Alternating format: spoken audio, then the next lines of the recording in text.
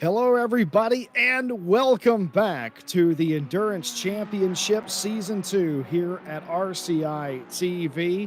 Opening round coming at you from South Africa, the top split, pro and high silver here. I'm Jesse Lee, joined by Joshua Devonshire and, of course, Stewie in the broadcast booth. Hope you're well wherever you are out in the world tonight. It is Friday, and it's just about time to go racing and welcome in, returning, Joshua. Welcome.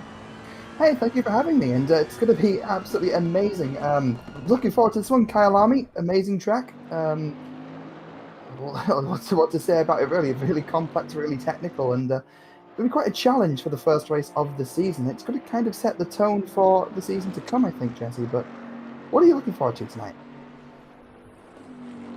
Well, my biggest fear and worry every time we come to South Africa is how difficult is the track going to be. It is a bit temperamental some of the time with the tire pressures, the heat, sometimes even the weather here in RCI.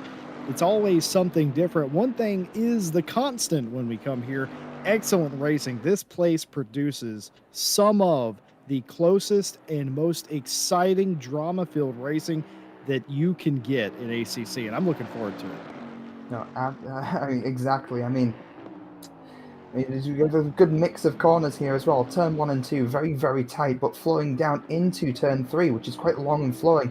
Then you've got going down Mineshaft going into Cheetah, and obviously Cheetah having that inside curb. It's, you can't go too wide in there, but you can get a run on somebody. So not really an overtaking spot, but it almost seems like it is at times. So it's a real test of racecraft, this track, for absolutely certain. And looking at things, looking at the order, we've got a good mix of cars here as well for the season. We sure do. Of course, there are various BOPs at play here to try and keep the series all even Stevens. I don't know if we have our custom personal BOP, but either way, the BOP seems to favor Porsches around Kyalami. But again, there is more than just the one race. This is the start of the Endurance Championship Season 2. 2-hour races throughout the duration of the series, and we race every week. Teams of at least 2 people. Some teams have 3, and I think I've even seen a team or 2 that has 4 drivers. Of course, they will have a stint limit that they have to abide by based on how many teammates they have. But for now, the focal point is all about speed. It's all about getting that last ounce of performance here. Qualifying, and I don't say this a whole lot, but qualifying is ultimately important around this place. Yeah, I could not agree more with you, Jesse. I mean, as I say, like overtaking spots, there are a few. You can squeeze yourself by, but for a lot of the time, you just seem to be waiting for the car in front to make a mistake, and that's not really a reliable way to get through. However, 2-hour race is a very long race, and it can be won and lost in the pit stops even, but I can imagine these guys have practiced that for a good bit coming up, because that is quite an effective way to get the jump on another car, but I suppose we'll have to find out what's happening in quali. That's a very good point that you made there, Josh. This race could be won or lost. It might well be. We've seen that happen here in past races where somebody has won and or lost a race, or 2 for that matter, in the pit lane using the strategy or sometimes going against. And that could very well be on the cards. And to give yourself the best shot, you're going to want to be somewhere near the front. One thing I've learned here in my personal experience racing here, you don't want to be in the middle of the pack going into turn 1. No, no, it bunches up. You'd be surprised at just how much the pack bunches up. And when you've got, I mean, how many cars do we actually have on the grid right now? We've got a fair few. I believe we have, I'm scrolling down, 38 cars on the grid. So being in the middle of that pack is not something you really, really want. So, yes. I withdrew into my chair, Josh, a little bit right there. 38 cars out of a possible 40, mind you, 2 sign outs this evening. And we do have a waiting list to get into this race. And of course, not everybody there to answer the call, but 38 out of a possible 40, that's just about as good as you are going to see, and just about as big of a grid as you're going to see anywhere else. I think back in my early days broadcasting ACC, I think we packed 40 some cars onto the grid. And let me just tell you, that was 3 different categories. Probably not the smartest idea. Practice ending here, qualifying getting started. The process will be the same throughout the series. 1 hour of practice, 15-minute qualifying, and a 2-hour race. All the teams getting their fast drivers strapped into the machines, getting ready to go out and do their first laps here. Pro, as denoted by the white number background, high silver indicated by the silver background, and there is no segregated qualifying here. It is all on, all 38 cars on the track at the same time. Oh wait, no, yes, that is true. All 38 cars on the track. We have the EWC that's coming up. Actually, in about 12 hours from now, we'll be back with you for that race. That will have separate qualifying for GT3 and GT4. I was trying very hard not to get that confused with this race. Everybody out on the track at the same time. Space is going to be at a premium. Kyalami, not the biggest track.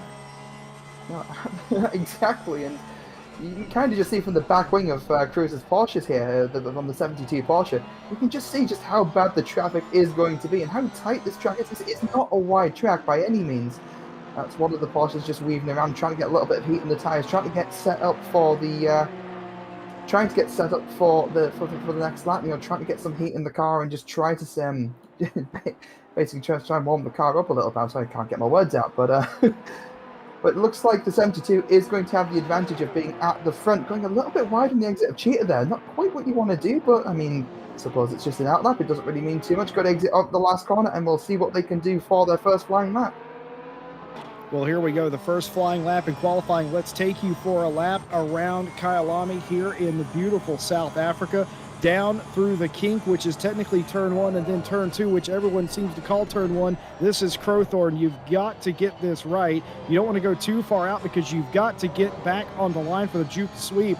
And then after that, it's up to Barbecue, a difficult left-hander that is blind due to the fence being there. Use all of the curbs as you get onto the straightaway and position yourself as far left as possible into Sunset, my favorite corner on the entire course. You can miss the apex here and still have a fast lap, but I suggest you don't because of that reason right there. No runoff on the exit. Clubhouse Bend, the next corner, another blind 90 left that will then lead you into the S's. A sharp left-right. You don't want to get too much curb here. It will completely mess you up and could potentially end your day. We've seen that. Now through the S's and up the hill into yet another blind corner. This is not a 90 left, though. This is Leocop, a double apex corner, and you have to get both of it right. Otherwise, you are going to be at a huge disadvantage into Mineshaft. Now coming down through Mineshaft, a lot of passes happen here because of people messing up Leocop, and after that, it doesn't get any easier for the final couple of turns. The Crocodiles, a section of very difficult, very sharp corners, and perhaps the one that everybody is afraid of. This one right here, Cheetah running off the track. You want to avoid that. And then Ingwe, the final 90 left onto the front straightaway, a short run to the flag. That's a lap up around Kyalami, and it's frightening. It really is. I mean, the exit of Cheetah there just kind of proves it. I mean, you can't go too far on the inside because there's a raised curb, and if you hit that, it will launch you into space. Like, literally, we will have NASA on the phone to us saying that there is a 911 on the radar within close range of the International Space Station. It's such a high curve. If you hit it, it can end the lap. It can ruin a race. Absolutely. So, yeah, no, Cheetah is terrifying in and of itself. Going on to Valentin Barrier in 11th place right now. It seems to be that he is up on his time by a little bit, but I don't know if my timing sheet's actually glitched out a little bit here. But obviously in 12th place, we saw Valentin, and we've seen Valentin in a lot of other championships that we've run, and he's usually pretty quick, so I can imagine he's really going to want to move up from that position now into the top 10.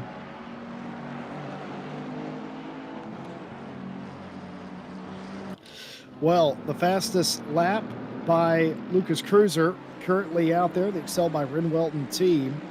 Everyone trying to beat that mark. Martin Lawrence may play a factor here today, but goes 18th currently for the connection lost 404. For those of you familiar with ACC racing, for those of you familiar with a lot of the teams, they're going to look very orthodox to you. There's going to be a couple that won't, and we'll point those out when we get to them. But meanwhile, 5 minutes gone in qualifying, 5 or 10 minutes left to go. You do get a little bit of a reprieve here. Set a couple laps. If you're not happy with it, make an adjustment, get back out there, and you really are not in danger of not getting an extra couple of laps. So again, not the longest lap time in the world, 1:39, the current quickest lap. And as I sort of assumed, 2 Porsches up front. Yeah, the bot definitely seems to favour the Porsche here. Obviously, they're currently leading the timesheets, and they're followed by yet another, just as we say that. But as we say that, Honore Rose obviously very, very quick with the John Lacey Esports Academy, coming in first in the 488 in the Ferrari. So Honore, as we know, very, very quick driver. But yeah, you've got something on with that Porsche, Jesse. Though the bot definitely seems to favour it. But as we say that, that's an Aston that's just gone into third place, just 0.25 of a second behind Honore, so not far off at all. Well, Rose going to the top, and I'm pretty sure that is a Rose and Rose team pairing there, in the 956. I'll check on that, but I'm pretty sure that was the thing, to have both the Roses in that car. And what a love, you know what? What an excellent couples activity. I don't do things like that with my significant other. I'm a little jealous. I can relate. But yes, no, it's I believe they are paired together for this event. I think I saw something posted on Twitter from, I think it's Mia posting on Twitter earlier. Actually, I gave that a bit of a like, and it's really good to see them. But as we're talking about them, that again is Lucas Cruiser, again in the 72 Porsche, going into first place. So again, the Porsche bot really coming in, but Felix Ruppert in the Ferrari coming in third as well. Bentley in fourth, so a good mix of cars at the front if you're discounting the 2 Ferraris. Well, the Ferraris are completely split up now, and Cruz going back to the top in the 72, topping the fastest lap we've seen, a 39.612, 1/10 quicker than Rose in the 956. As it's all coming together, it usually does in qualifying, as Runska here is going to have to reset after a trip to the dirt. We talked to you, I told you on the onboard lap we took at the beginning of qualifying, it is so easy to go offline here. These curbs are inhospitable, and there's not a ton of runoff. Of course, this is a classic racing circuit, but with modern amenities and upgrades. And I like that. I've always liked that. It's the same thing. You get that a lot in America as well with a lot of our racetracks. They're upgraded for safety, but the actual track not really changed that much. And that's kind of what you get here at Kyalami as well. And I like that. Yeah, I couldn't agree more. I mean, Kyalami is one of my favourite tracks. It's very challenging and very complex, but from what I understand, now I might be wrong, and I'm kind of putting my neck out saying this on stream a little bit, but I understand that they are doing the work in real life to put this up to a Grade 1 track as well. So there's been talk about it potentially hosting Formula 1, so what that would mean for GT racing, or what it might mean for future updates in ACC, I do not know, but hopefully it doesn't change the track too much, because yeah, in its current form, it's such a fun track. You see all the exit curve Valentin taking there. You can really take it. How did they take Cheetah? Just missing the inside, going a little bit wide. That's about on the limit. That's as far as you want to go. Going around the final turn, is it going to be enough? A bit of a snap over there. He's not going to complete the lap, so I suppose we're not going to find that one out, but I reckon coming through Cheetah there, if perhaps they either didn't invalidate, I don't think they went far enough to invalidate, but lost the time that they had in the bank coming down through Mineshaft. It's very common. You get through the Crocodiles Cheetah complex and you lose all of your time because you're pressing so hard. You miss your line. I'm not talking about a meter, folks. I'm talking about millimeters. You miss it by millimeters, and all of a sudden you're either over a curb you didn't mean to hit, or you're into the dirt that you didn't mean to hit. And you can lose tenths in those sections. It's very difficult, a very punishing track, this one, but I think it's a fan favorite for that reason, is it punishes mistakes. You hear tracks like Paul Ricard, people aren't a big fan of it because it's very blasé. But in addition to that, you don't ever get punished for going off the track. Here, you make a mistake, you know you made a mistake. Oh yeah, the track fights back, so to speak. So you're fighting the car, and you fight the track in every course that you're on. You're always pushing track limits. You're always trying to find that extra couple of millimeters on, that it'll allow you to have before invalidating. You're always looking for that slightly faster lap time. But here is definitely a case of fighting against the elements, almost, so to speak. You said it yourself in the lap guide, Jesse. Going into the S's, Cheetah's not the only really dangerous curb. You see it there. You see just there with Tobias Hopner. We just see the Bentley just hop on the inside curb, unset off the car just that little bit, and just losing time. Look at the McLaren catching up now, coming down. That's how easy it is to lose time. That would have ruined that lap. Going wide, obviously letting the McLaren through. That lap was obviously in the bin, so to speak, just disregarded completely. Still time to do another one. About 4.5 minutes, 4 minutes 20 seconds as we look on the clock. But yeah, no, this track is definitely a mistress, so to speak, a bit of a widowmaker. Well, it certainly can be. You can end your day here. Keep in mind, it is an endurance series, but it's only 2 hours. It's not even as long as a standard IMSA race or any of the endurance World Challenge races. So though it is an endurance race where you have multiple drivers and all of that, still it's fairly short. You have to treat it like a sprint. I know a lot of teams will run the first hour as a sprint and then they'll reset at that point, work on their strategy, and run the final hour in these kind of events. I expect more of the same here. But beyond that, the point is, you go off, you make a mistake, you put it into the barrier, you might finish last, rather unfortunately, because it's just the nature of the track. We will go to more hospitable places, but today, not that day. A lovely place to start a championship, though, this particular venue. I don't know why I have such an affinity for this place. The 9 hour, of course, actually coming up in a few months now.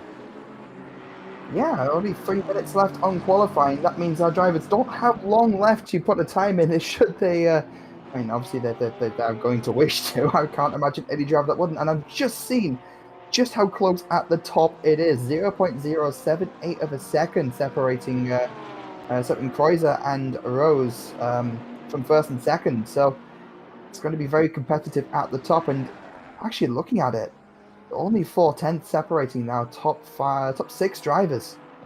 It's not an awful lot of time at all, and that's going to bunch up a lot in the race.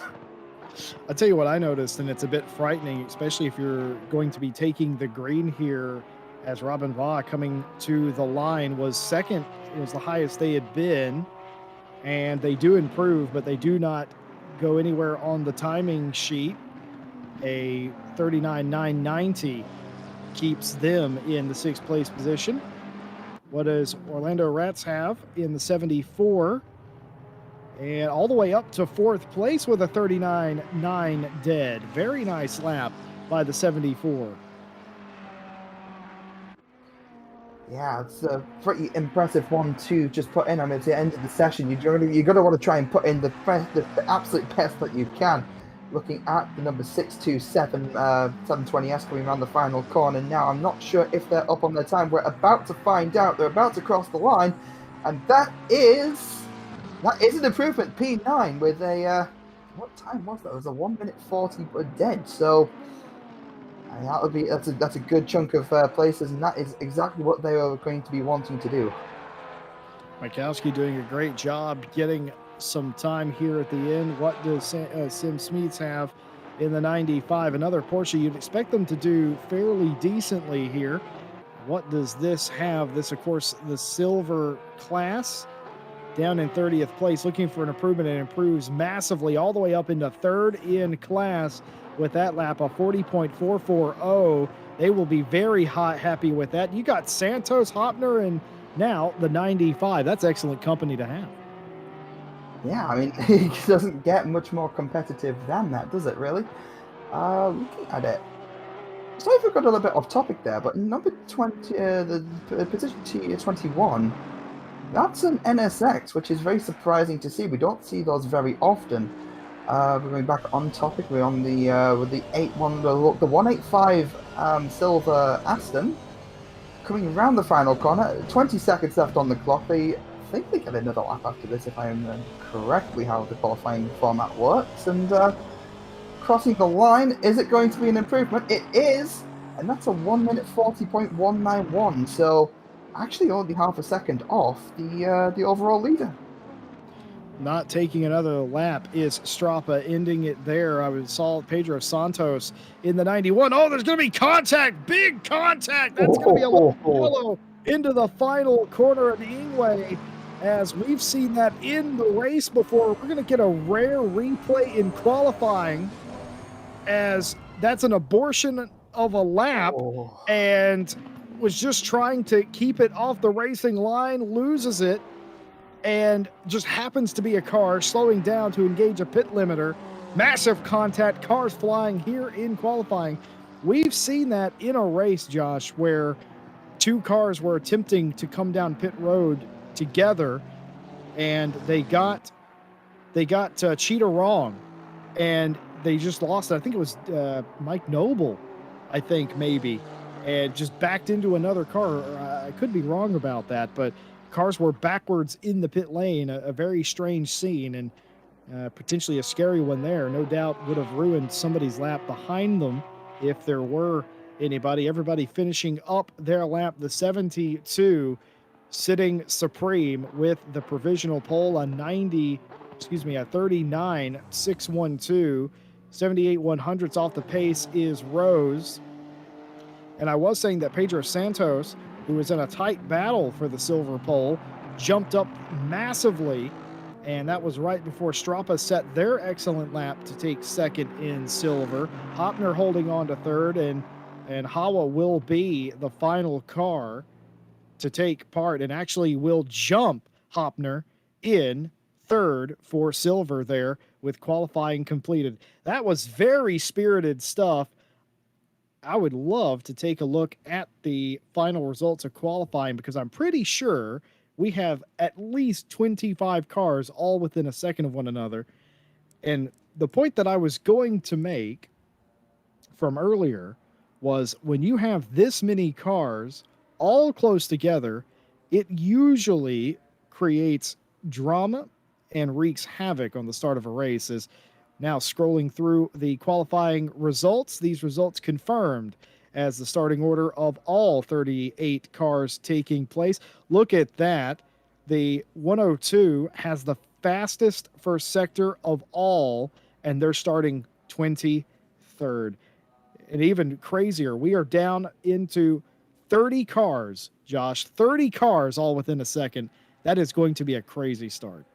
Yeah, it's going to be a case of balancing aggression and caution, really, going into the opening laps. Obviously, everyone bunching up together, and everyone, you're trying to find positions, trying to take advantage of whatever might happen around them. Maybe cars tap or cars touch. People make mistakes, people go wide, people get pushed wide, and it's a case of trying to be aware of what's going on in front of you as well as to the side and behind you. So it goes to what we were saying before. You don't want to be in the middle of this pack, because there's going to be so much around you that you need to be on your toes. Whew, everybody inhale, exhale. We like to do breathing exercises here at RCI TV. Thank you all for being with us on your Friday night. Hope wherever you are in the world, you're having a great evening. We certainly are. I'm Jesse Lee, joined by Josh and Stewie in the booth. We actually have a special guest, Andrew Anderson, in the booth learning. He'll be broadcasting some upcoming events, and we look forward to that. And I think it's about time, Josh, we welcome in our armada, I think is the correct word, our armada of stewards today. Of course, Friday Championships, as most championships in RCI, are live stewarded these days, and this Endurance Champ is no different, and they have their marching orders. I've already seen them lay out their battle plan, and it's almost like that here. I feel like there might be a few things that they have to look at after the start of this one. But if you're a driver, Josh, let me just get into your head real quick. If you're a driver in this race and you're in the middle of this pack, what's your mentality going down into what is effectively turn two? Survive. I think it's not, because of the geometry of the track, you can make up positions, but it's extremely risky. And in a pack this big with so much going on, I think at this point in time, you just want to kind of cover, you want to kind of defend, you want to kind of cover your rear. You just don't want to you don't want to be too aggressive. It's kind of best to lose maybe lose a few positions, get yourself out, and it's a 2 hour race. That's the thing to remember. It's a long, long time. You've as far as races go, you have the time to make it back. You know, people make mistakes at some point. As we said about pit stops, you know, you got the advantage of clear air. Even you can just kind of settle into a rhythm with the car behind, hope their tires go off. There's so many ways to approach this if you do lose positions at the start. It's not the be all and end all, but obviously having a good qualifying result does mean that you're kind of mitigating the problem somewhat. Well, as we've seen time and time again here, nobody is safe. We've seen the leader being taken out into turn one, being muscled out of the way. And if you get muscled out of the way into turn two, into Crowthorne, you might end up somewhere in the middle of the pack. I think we've seen that with Pedro Santos here a few months ago. Uh, he got muscled out of the lead and had to fight all the way back from outside the top five. It's a frustrating reality, but it is possible. Of course, a big thank you to all of our stewards that are with us here today. And a big thank you to all of you watching at home. We invite you to like, subscribe, hit the bell for more GT racing action. I'll be back with you in about 12 hours for the Endurance World Championship, which is very much what that means. It is a World Championship series and a lot of different teams and talent involved. 6 hours of racing coming at you on your Saturday. We'd love to have you, but for tonight, we have the two here in the Season 2 opener for the Friday Endurance Championship. A big thank you to all of our partners. Race Department, AK Informatica, Driver 61, Fanatec, and Sim Racing GP for all of their support. And you can get a discount off of your driver coaching at Driver 61 by using our discount code. All of that in the description. And of course, we have upcoming series, the Thursday GT4 Championship, just to name one. If you're interested in getting involved, well, we have a split for you. Join our Discord, link in the description to get started. Signups are open for mini series, and it's going to be an absolute ball. We'd love to see it.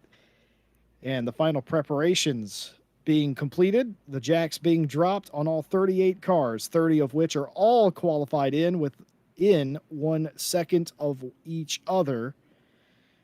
Hold your breath. It's going to be an interesting start. I have been told by the stewarding box that there is the possibility, hello lads, there is the possibility of a race restart if a significant portion of the field gets caught up in an accident. Josh, we will have a restart.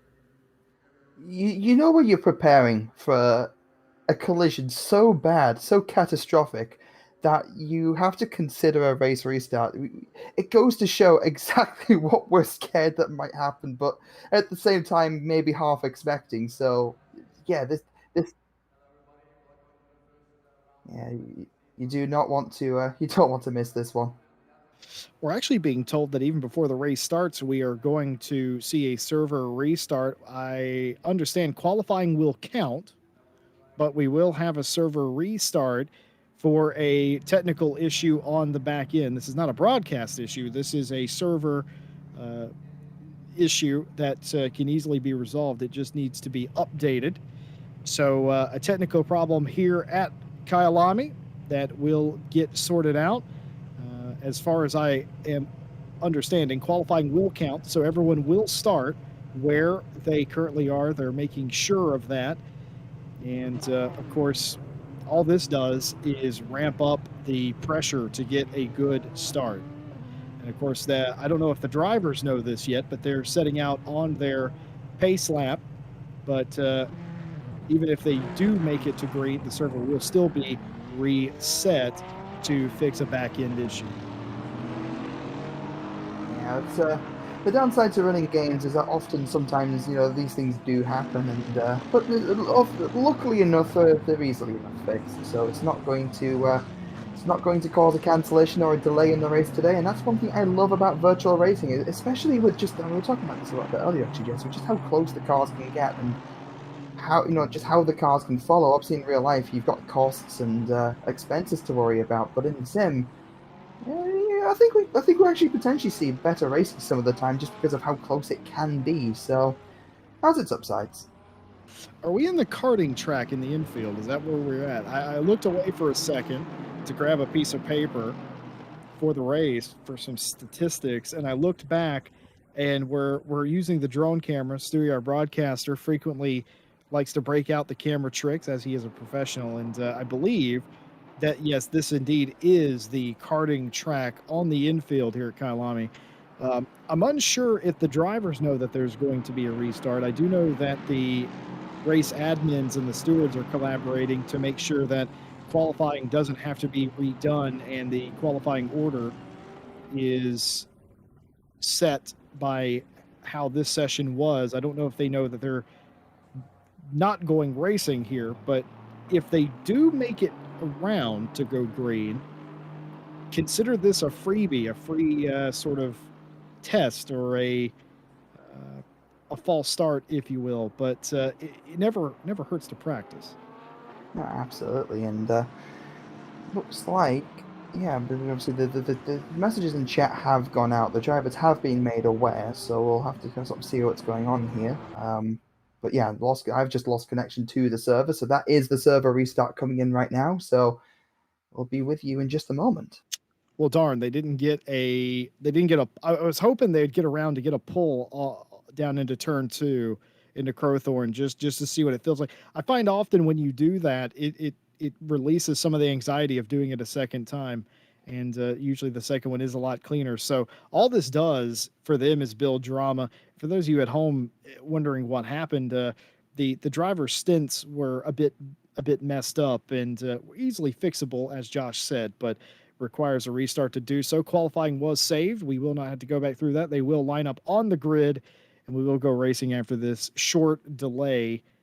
And I got to tell you, I hate this. I've had this happen to me in several different sims where you have to pull the plug and restart. I hate it. It just ramps up the pressure.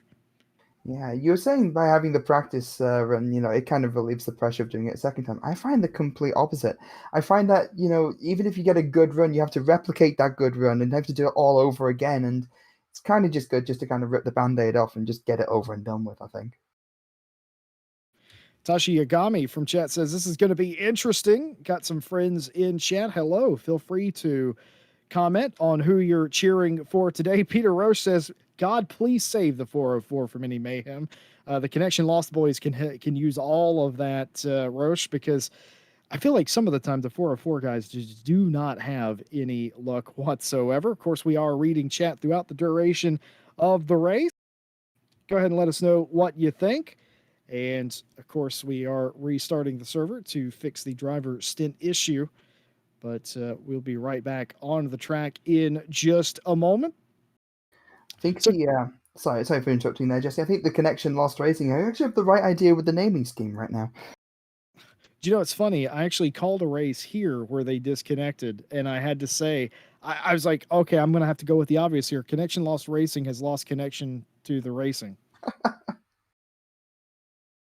And it's like I hate it.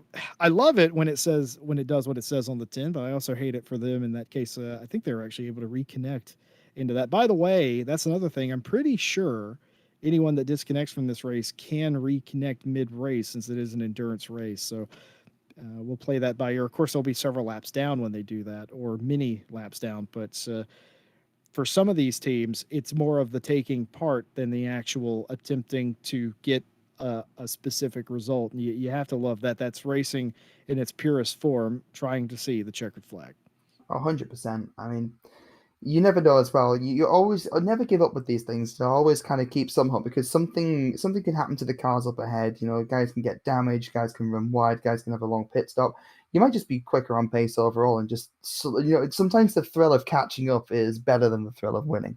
Well, I say that. I say that. I don't think the guys here they're competitive enough. I don't think anything beats the thrill of winning. But for me personally, well, I don't know who said it first, but I've said it for years myself. Champagne tastes better than defeat. Joe Gleason cheering us on. We're not the ones racing, mate, but we do appreciate that.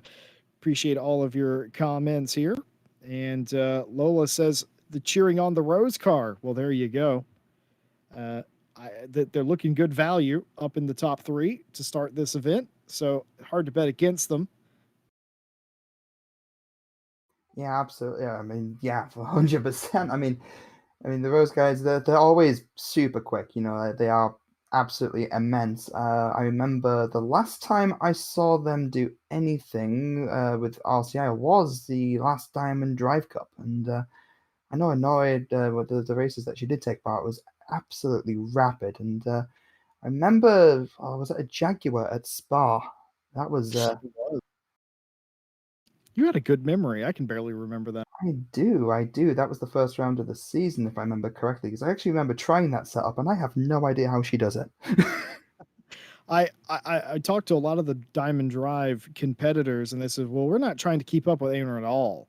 We're racing ourselves. We understand that the Jean Lacey Academy team is just way out there. We're not concerned with that. If we beat them good, then that's another feather in our cap. But we're more concerned with racing against people that are our same skill level. And I was new to the Roses, and I was unaware. But that first race we ever had at Olton Park, and it was a Rose 1-2 between the two of them for the start of that race. It didn't end like that, unfortunately, but it was a 1-2 to start with, and I started to very early on get an idea of what that was going to be like. Very, very fast, those two. And I'm curious over the course of a 2 hour race what they're going to be able to do, considering they were beaten to pole, but not by a significant amount. Yeah, I mean, from what I've seen, it takes something really, really special to beat her, and it's gonna be interesting to see how they stand up in the race. Obviously, you said top three, really good place to start. The long race strategy will come into it, and the start will tell all as well. So, stay tuned, and we'll be with you that as soon as we can. Yes, of course, if you're just joining us now, we are in a slight delay as the servers are being reset up post qualifying to fix some technical errors on the back end. Qualifying was complete and, to our knowledge, has been saved. And we are awaiting the restart for the grid. Jess, you got Blade Wolf in chat, uh, taking a few jabs at you a little bit, actually. Oh, well, actually, let's launch the chat up. I have to use my phone for the chat of all things because I'm running out of screens. I come to these very, very prepared, but what's Blade Wolf saying? Blade Wolf is saying, Do you want to know what's really funny? When I got my start in broadcasting, someone asked me, "How many screens do you have, Jesse?" I said, "Well, I've got 3." He goes, "Yeah, that's not enough." it And really I didn't understand at the time what they meant, but now I get it. I was gonna read it, but since you're gonna fire chat, I'm gonna let you read what Blade Wolf had to say. it's not actually loading for me, so you might actually have to read out what Blade Wolf has said. Well, Blade Wolf says, in reference to the previous conversation, Josh, that's until you have to deal with me and my fat Aston for a few laps. Winky face. Oh, this okay. There's a story behind this. Okay, so me and Blade Wolf, we do a league race. It takes place every Sunday, and usually I'm a little bit quicker on pace. Usually, um, I ran a little bit wide at one corner, picked up a drive through for track limits, and wound myself up behind him. And overtaking Mizano is pretty difficult. And I'm also a bit. I was quite honest. It's not the most calm experience in the world. So I get the jab there, Blade. That's a good one. Almost sneaking up on me in my place of work, so to speak. Well, I Look do at you, have Blade. Blade Wolf showing the love in chat as well. We do have confirmation that the server has been restarted. It will start on a 5-minute practice session, which we're going to lovingly refer to as a warm up. I'm using air quotes here, people. Bear with me. Um, After that warm up, it's going to be forwarded directly to the race based on the results of the previous qualifying sessions. So, nothing of value lost there. Everybody will have to get back into the correct car and get their driver in and make sure that they've joined the server in the right way again, and all of the very boring technical things that we don't normally talk about. But up to the drivers and teams to sort that out, make sure that they get that right so that they don't have any issues on the start. We have seen drivers omitted from the start of a race based on a Yeah. join joining or team infraction. Yeah, I'm actually reading in our little note box here that we have for the commentary and broadcasting team that we may actually have to restart the server again potentially. So we'll keep you up to date with that. I can only apologize on everyone's behalf right now. It's one of those little server side things that sometimes gets a little bit difficult to set up. Yeah, the newest thing we're hearing now is qualifying will have to be undertaken again. So that's unfortunate. I thought they were going to be able to save qualifying. Turns out they will not be able to save qualifying. So we had 30 cars within a second this last time. Makes me wonder how many cars we're going to have under a second this time.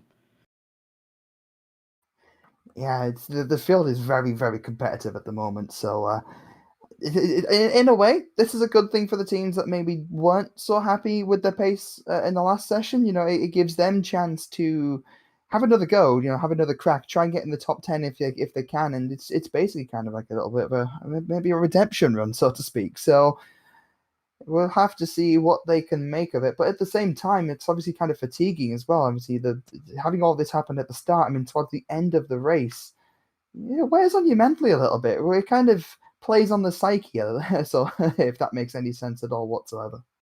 Well, if having a delay in the start isn't frustrating enough, I told you earlier, I hate that as a driver, having a false start and a delay simply because it raises the anxiety level. Not frustrated because it happens, frustrated because it's more pent up frustration and not frustration, more pent up anxiety rather.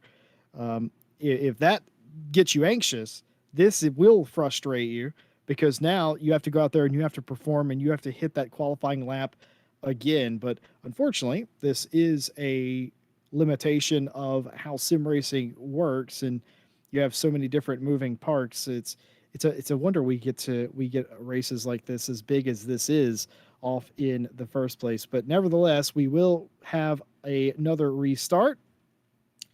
And after that, we will redo the 15-minute qualifying session here for Pro and High Silver. This, of course, is the Friday Endurance Championship Season 2. I'm Jesse Lee, joined by Joshua Devonshire and Stewie in the box. And, of course, we're joined by a whole host of live stewards who are working with the admins, sorting out the issues, trying to get this race back on track. And this race will not be shortened. It will still be a 2-hour race, mind you, but we will have to redo qualifying. And of course, this is my favorite segment here on RCI TV. This is Radio RCI. And for that, Josh, I've got a question for you.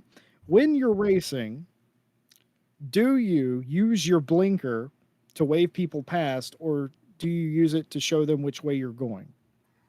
I mean, to be fair, I'm a bit of a rebel, and I don't really use the blinker at all. I really should. No, to be completely honest, I tend to if I'm on a lap, then obviously I know I'm entitled to my own line. But if I have to pull off to the side, I tend to pull right off. To be fair, like just either into the grass or into the gravel if there's enough time to do that. So I don't tend to really use the blink. I find the blinker gets really confusing because sometimes, as you said, there's two ways to signal. It's like, are you signaling which way for the car to go or which way you're going? And I've seen so many accidents happen because of the misuse of the blinker that sometimes I question whether or not it's really worth using at all. I I, I made a mention a few weeks ago as a joke. Do chime in chat what your opinion is. But I I made a mention a few weeks ago jokingly that I'm a sadist and I sometimes do both, which is in fairness I do. But I think a lot of people that do a lot of endurance racing, and I'm almost exclusively do endurance racing. I think it's situational, and you can do that. And I was mentioning that in some tracks, there's certain accepted ways, and other tracks you have to do it a certain way. But my point was that is the accepted view because real racing drivers, there is no general consensus of how to use the blinkers on a race car. And I know a lot of people equate that to real world. Like, oh, we use a blinker to show where you're going. Is it yes, but a race car has nothing in common with a road car except that it has four tires usually and headlights. That's well, even sometimes it doesn't have headlights. But that's the thing, is like the racetrack and street logic doesn't make sense. Your driving instructor would beat you over the head for left foot braking, yet in a race car, it is the accepted faster way to brake. So you cannot use road rules solely to make judgments on a racetrack. But don't be silly, everybody. Please indicate the way you're going. That all being said, you see how I backtracked right there? I'm pretty good at that. Yeah, it's a PSA brought to you by Jesse. Actually, going back to whilst we're on the Jesse and Josh show, going back, you mentioned that sometimes cars don't have headlights. Is this a reference to that NASCAR that you guys like? It's just so popular over there. But then again, I suppose you don't need indicators when all you're doing is making a left turn. Well, we in oval racing, we wave at each other. We just usually use our hands, and most of the waving is done with one finger. So, moving swiftly on from that, I am told that the race will be shortened to an hour and a half now because of the delay. So it will not be a 2 hour race. It will be an hour and a half to start off. And now, added to the pressure of qualifying, added to the pressure of a false start, added to the pressure of a shortened race, now you have to completely, in some cases, change your strategy. Well, I think it's unprecedented at this point. Yeah, I mean, I've got to be completely honest with you, Jesse. I'm having flashbacks to last week's F1 race right now, but at least this race is taking part. So, well, going ahead, taking part. I'm getting my words all mixed up, but yes, this race is going ahead, and you don't need to have flashbacks too badly, guys. It's all gonna be okay. 4 minutes of free practice then, as we've been saying. 15 minutes of qualifying yet again, so gives us plenty to talk about. It sure does. Just reading back some of the chat. Yagami in chat saying it's already 3 a.m. where you are. Well, good, very early morning to you, you night owl. You're here on the wrong night for night owl, mind you. Night owl's usually on Saturday, but I digress. Welcome along. Lola Bartoli says, as a road cyclist, I can confirm road drivers definitely confuse themselves for racing drivers. Now, that is a fair point, Lola. I think that you have nailed it there. Greg says, don't need to warn other drivers if you're already in the wall. Pro move. Very well. You've been watching my race footage there, I think. No, reading through the chat itself, but yes, that's the thing about racing driving. All men think they're good at it. That's not always the case. On board with Kreuzer now in the 72 Porsche, obviously very, very quick in the last qualifying session that we had, was the fastest lap that we had, and just getting a bit of last minute practice in, only 2 minutes 45 seconds remaining, so not an awful lot of time. Just going through crocodiles now. What's the exit going to be? Like, I suppose it's practice, it doesn't really matter, but it's still interesting to watch anyway. And have into cheetah, well, they clip the inside, maybe just a little running wide, and again, just practicing lines for qualifying, because again, it can mean absolutely everything. And obviously the Rose cars as well. We were just talking about just how quick they are, and I don't think they're going to want to settle for second time round. Well, I can tell you, we've had an outcry of support for Ragioli Racing, that number 11 Aston that's in the field. Love to see it. Thanks for coming out, folks. And I hope that they get a good qualifying here. Of course, this is the warm-up to qualifying. If you've walked away for a few minutes and you've come back, sorry, but this is the state of what's happened. We had a back-end error that needed to be corrected, otherwise the stints would not work properly. And in the process of that, due to the nature of the race, we had to redo qualifying in the interest of this race not going too far longer than it was scheduled to go. The race time has been reduced from 120 minutes to 90 minutes. That's an hour and a half versus 2 hours. So 30 minutes less of racing to do today. but I'm pretty sure they're still going to give out full points because that's 3/4 distance. Yeah, it's still a decent amount to go. I mean, an hour and a half of racing is still enough to kind of make strategies and plan. It's definitely a little bit longer than your standard sprint event. Um, but yeah, it's also got to pull in strategy as well with tire wear and tire drop off and fuel drop off. Even it's gonna. You said before, the teams are going to have to be kind of rethinking how they're going to approach this, and it's a very slight change, but it's going to be a test on how the teams can adapt to the situation. And I mean, for us as viewers, I mean, it doesn't get any more exciting than that. I tell you what, driver 2 is going to be frustrated because they were expecting a full stint here, and now they've only got, basically a half of a sprint race to do. So driver number 2, whoever gets in the car second, is going to feel a bit cheated. Might have to give them the start next week, I reckon. Yeah, I can imagine so. But I actually just had a really interesting thought with that, Jesse. Some of these teams expecting to run for 2 hours, you can imagine a lot of the setups are designed to go the full 2 hours. Maybe be a little bit more conservative on tires, but compromising speed. Do you think any of the teams might be doing some last-minute changes to kind of kill the tires a little bit quicker, but at the trade-off of just being quicker on track in general for the shorter period of time? Well, I tell you what, Josh, what they will be doing is they'll know it's an hour and a half now. They will have known that by now, that the race format has been altered, and they're definitely going to be running less fuel. Whether That's a that given. means they're running less fuel here or at the end, which I would reckon my strategy would be go full fuel here, change tires at your regular interval, 65-minute stint limit, by the way. Put your second driver in, give him fresh boots but light fuel, and like you said, maybe take this past 5 minutes, test what the car does on low fuel with new tires, because you really don't do that outside of qualifying, but you only put about 15, maybe even less liters in the car for that. So put what you think the minimum fuel is, fresh tires, see what the car does.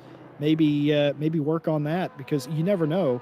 These races here go so close, it could be the difference between winning and losing. You said when we went live tonight, Josh, pit stops can often change the way that a race looks. It can change the complexion. Strategy is everything. Now, that was true before, but it's even more true now as qualifying resumes again. I know it looks like Groundhog Day. It is not Groundhog Day. We are redoing qualifying, 15 minutes. Pro and high silver out on track. Let's do it again. Felix Ruppert leading the pack this time round in the Friday. We've seen the Friday seem to be not quite as good as the Porsches, but almost just as good. I mean, on the bot for this track, they seem very, very strong, and that seems to be one of the Porsches taking a little bit of a look. Is Ruppert slowing down at any point? I think maybe so to let the Porsche through, but will dart back in front of the Bentley. And obviously, Carl's in the outlet right now. That'll flash maybe to say thank you.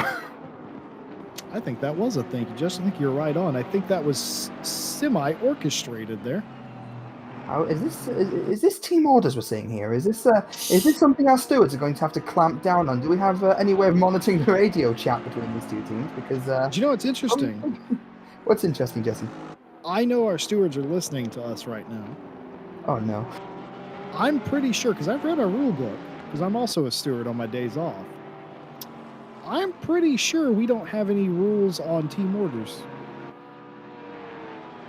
I suppose whatever shenanigans are going on are completely allowed then. So, I mean, is Kreuzer getting through? And Kreuzer was very, very quick in the qualifying session. So maybe it's just a case of Ruppert just didn't want to hold up, because that Porsche should be very, very quick as we're about to start our first lap. Felix, we're going on board with Felix Ruppert now. Just see the Porsche just kind of gets the launch out of the last corner. It just fucking accelerates away. And yeah, just look at the gap going down into turn 1 right now. It's just huge.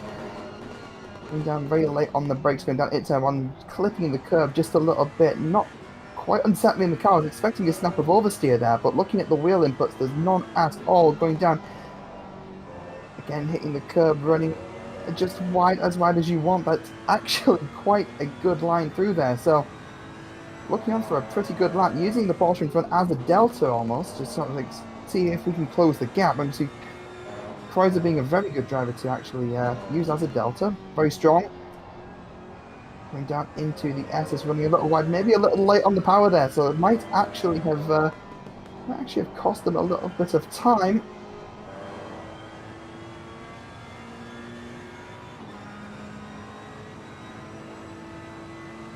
Well, it is really hard to beat a Porsche around here in qualifying. In the race, though, it is a completely different story. About halfway through a stint, we've seen time and time again, the Porsche turns into a bit of an animal. Nobody knows that better than our broadcaster, Stewie. It takes a very special team and person to wrangle that particular car, that Porsche, around any racetrack, especially here. See incredibly competitive races because of this, because you think the Porsche would have it based on speed, but the handling of that thing changes.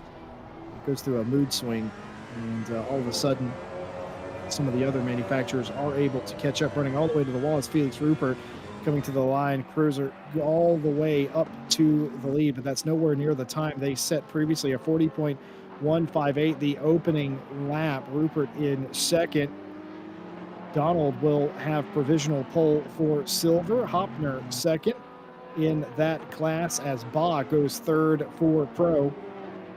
But everybody way off the time or times that they were doing in the previous session. Keep in mind, they were down into the 39.6s. So they are about 7/10 off of that. Time to, or room to improve. And certainly I feel like they will do as this session goes on. Yeah, I think a lot of these drivers are going to be wanting to improve as well, and obviously we're seeing a few invalid laps as well coming in, and yeah, look at getting a really good line up the hill. That was the 74 McLaren just sneaking into second place there, and the 73 joining as well, and looks like we're seeing a bit of a McLaren front row lockout, not front row, but front and second row lockout. Coming in, but we are only 5 minutes into quali, so very early on and anything can happen. So yeah, the number 8 Porsche running in P8 right now, which is or P9 now. I was pleasing my OCD, but not anymore. P10, and they'll be looking to make up what they can as well, coming through Crocodile. P10, let's see where they are on my timing sheet. Last lap was invalid, so this will be the first kind of banker lap, get a delta on the screen, kind of see where you're gaining and losing time, and try to get your head down for the rest of the session.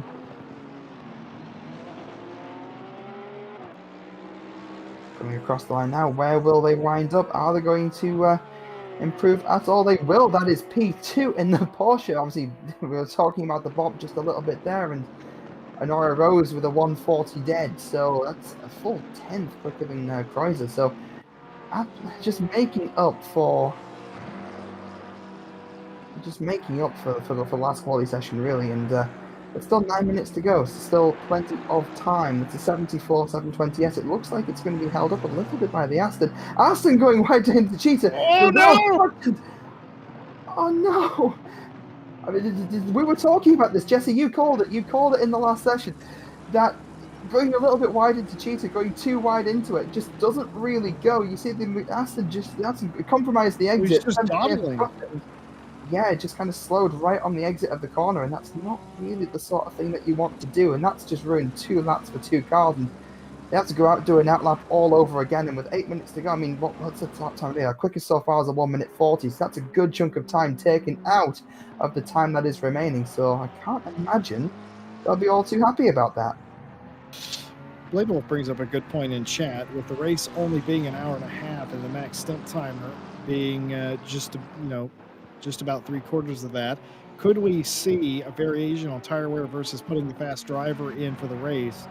I think that's a possibility, Blade Wolf, to be honest. I think that whenever you change the distance of the race, your strategy can completely change. I think giving a low fuel load for a lot of cars, you wouldn't want to do that with a Porsche, but giving a low fuel load with faster with brand new tires is an option you have. You also have the option of potentially saving your faster driver or deploying him earlier into a race, knowing that you're going to use up the tires, and have your second driver, perhaps the slower driver, only have to do half of a stint where they won't use up all of their tires, so they won't lose as much time.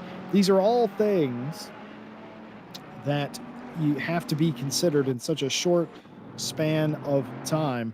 It's Junior McCall, the South African, coming to the line. The AT Academy team will slot into 12th there, a 40.488. Welcome home, McCall family, by the way. You'll know this place very well. Well, of course. The Kyalami being situated in South Africa, of course. But going back to that little point you brought up there, Jesse, about the strategy. Obviously, everything swings and roundabouts. Everything has its downsides, and putting your faster driver in for longer means obviously a heavier car. Obviously, for adding the fuel to run the car for that length of time. So again, that it's all going to be trade-offs. I think it's do you compromise your best driver, and then by the time that the fuel load goes down and the car lightens up, but the tires are off the cliff at that point. How do you balance that out? And I suppose that's the reason I'm in the box and not driving, is because I'm sat here questioning. I'm kind of pondering the question, but these guys obviously seem to have a plan on what they're going to be doing. Well, it's what they have to have a plan to know what they're doing, since, well, they're not weaseling themselves out of this one. We just saw Vasily Anafreev there, and I had not seen them. I didn't even know they were taking part, but they're up in second place. And here is Joshua in the 24, currently 22nd. Sumner coming to the line. What will this be? Looks like an improvement all the way up to 15th indeed, and that will be worth second place. Pedro Santos order restored in silver, 12th overall, first in the class, and Joshua Sumner now for the Docking Community team in second place. Smeets third in silver, by the way. Strappa in fourth, and I was looking for Donald and Hopner. Well, yeah, they're down near fifth, sixth in the class for the time being. Yeah, it's sort of spread out a bit. It's quite similar to what we saw in the in this first session. From what I could see, I'm seeing Valentin Barrier in P11. Obviously got Kreuzer in P1, Rose in P2. So far, not a whole lot of changes. But it looks like Wright is going to try to make a move on the Bentley. Bentley a little bit slow coming out of there, and I'm seeing blue flags be waved. I'm not entirely certain who they are for. I'm trying to see the track map from the screen that we could see. It looks like it is the lead Bentley in the group, so it looks like it's holding a bit of a train up, and I can't imagine the cars behind are too happy about that one.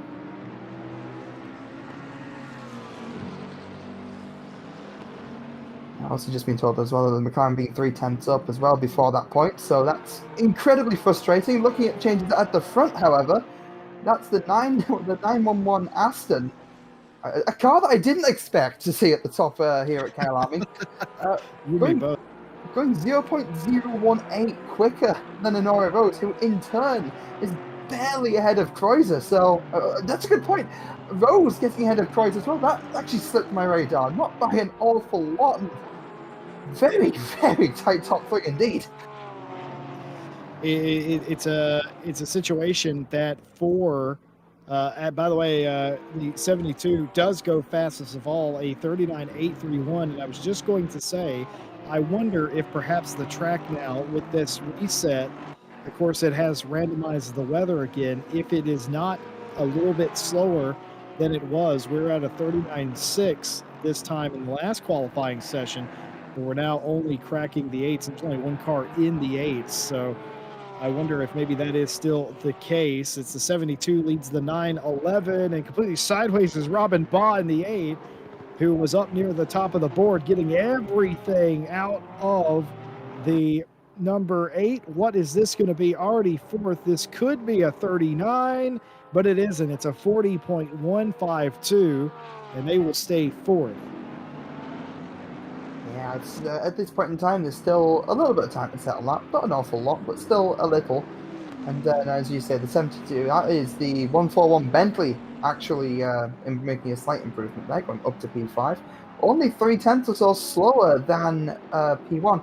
But look at the gap between 4 and 5. There's barely anything in that. And yeah, I suppose it just goes to show just how tight Kyalami can be. And looking at the top 5, I'm only seeing 2 duplicate car brands in the top 5. Every other brand is different. So it seems like the BOP is actually working pretty well here.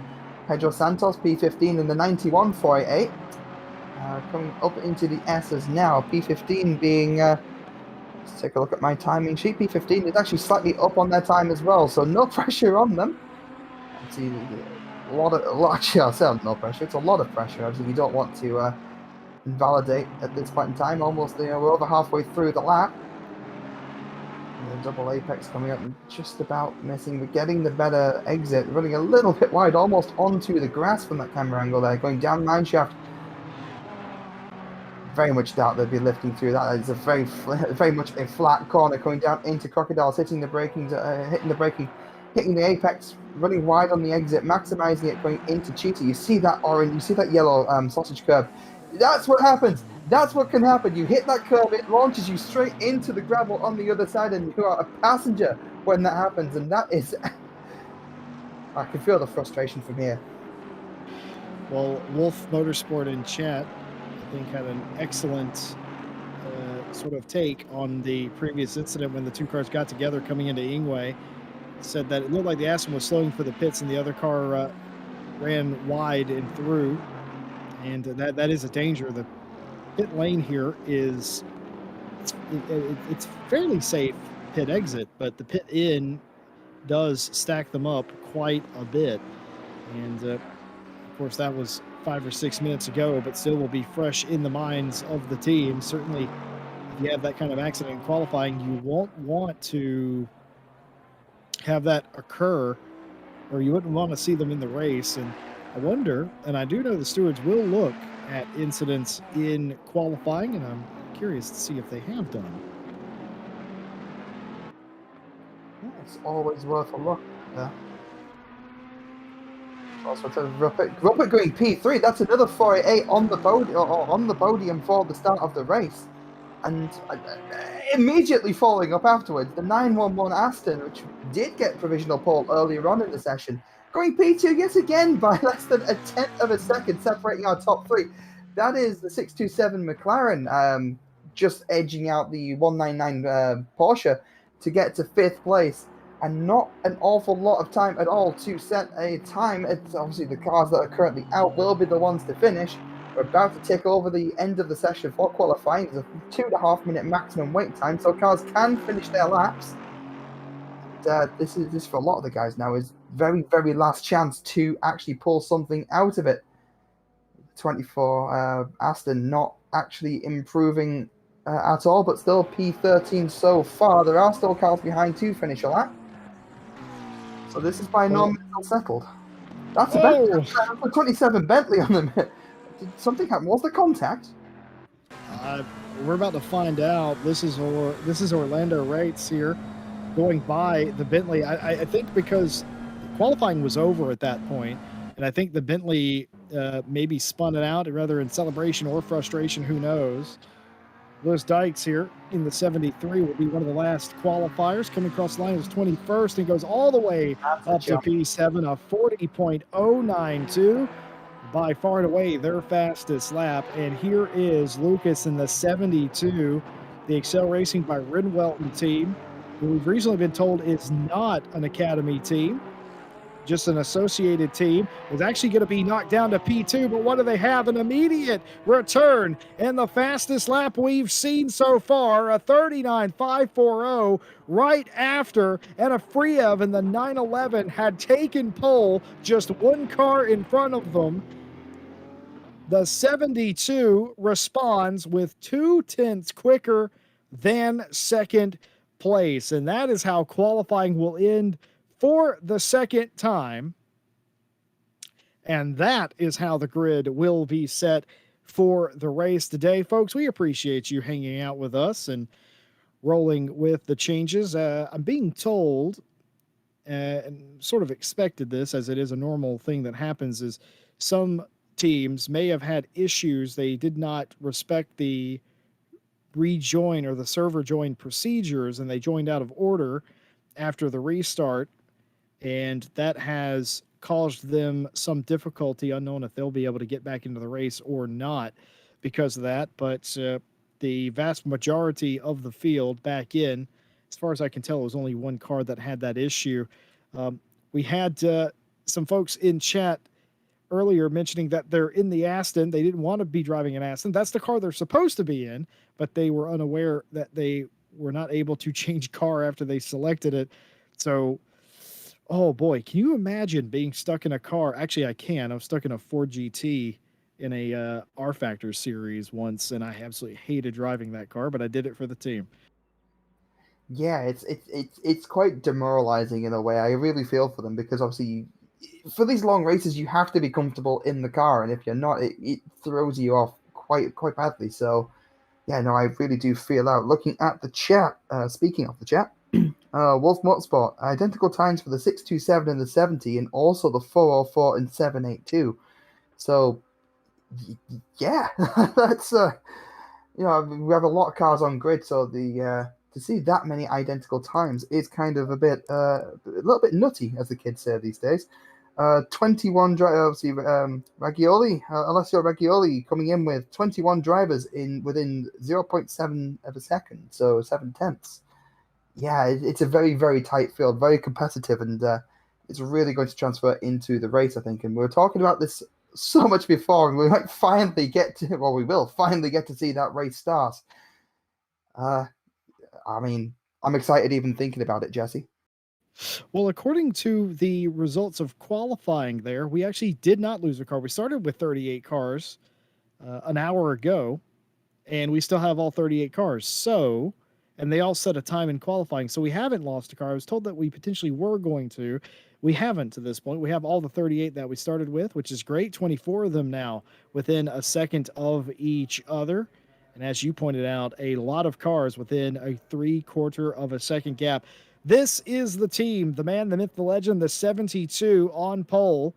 They got it done in one session. They got it done again, but their surroundings very different. They've got a 911 that's going to mess me up all season long. I'm going to want to say 911 Porsche. That is a 911 Aston. That doesn't even sound right.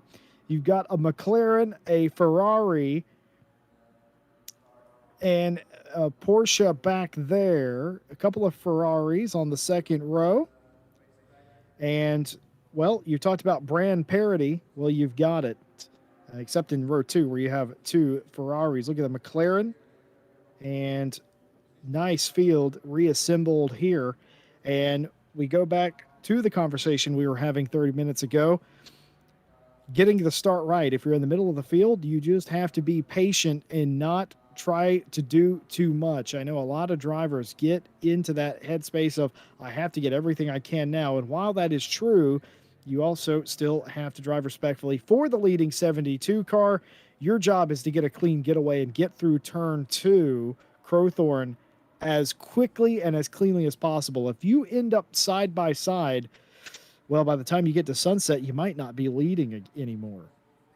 Yeah, it's going too wide into sunset is definitely not it's not a situation that I wish upon my worst enemy. It's such a fast corner, it's such a long corner that it becomes difficult to judge. And if you're on the outside, it's so easy to kind of squeeze the car on the inside a bit too much or run a bit wide yourself. And that exit gravel is not forgiving at all. I mean, I don't think any part of Kyalami really is.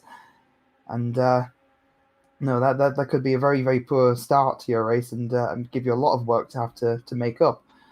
But yeah, no, we're all about the brands at the front, and I did not expect to see an Aston on the first row. I'm got to be completely honest with you, You and me both.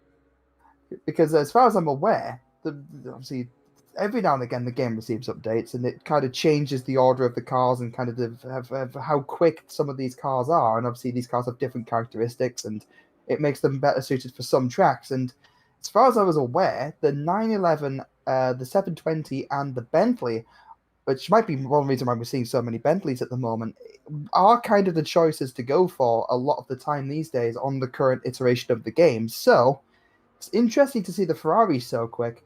And again, I can't get over the Aston.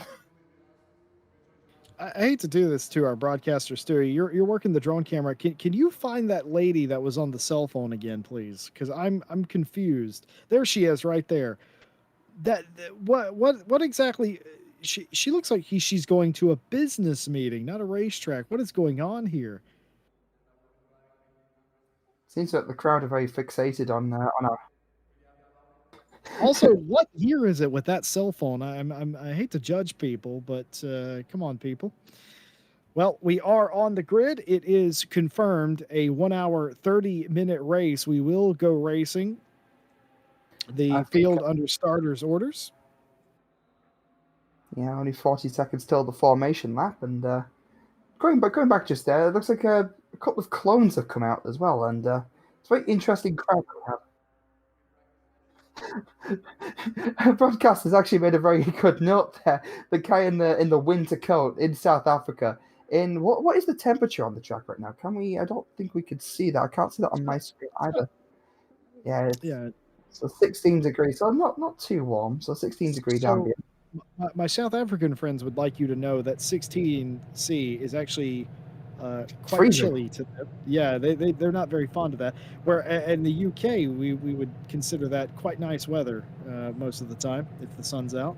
And where I'm from here in the States, 16C would be a tad cold as well. Not nearly as cold as it would feel if you were South African. Speaking of which, we've got a couple of South Africans in the field, one whole team made up of them, the McCall family racing together and on their home soil this week. It doesn't get better than that. Racing with your family at your home track.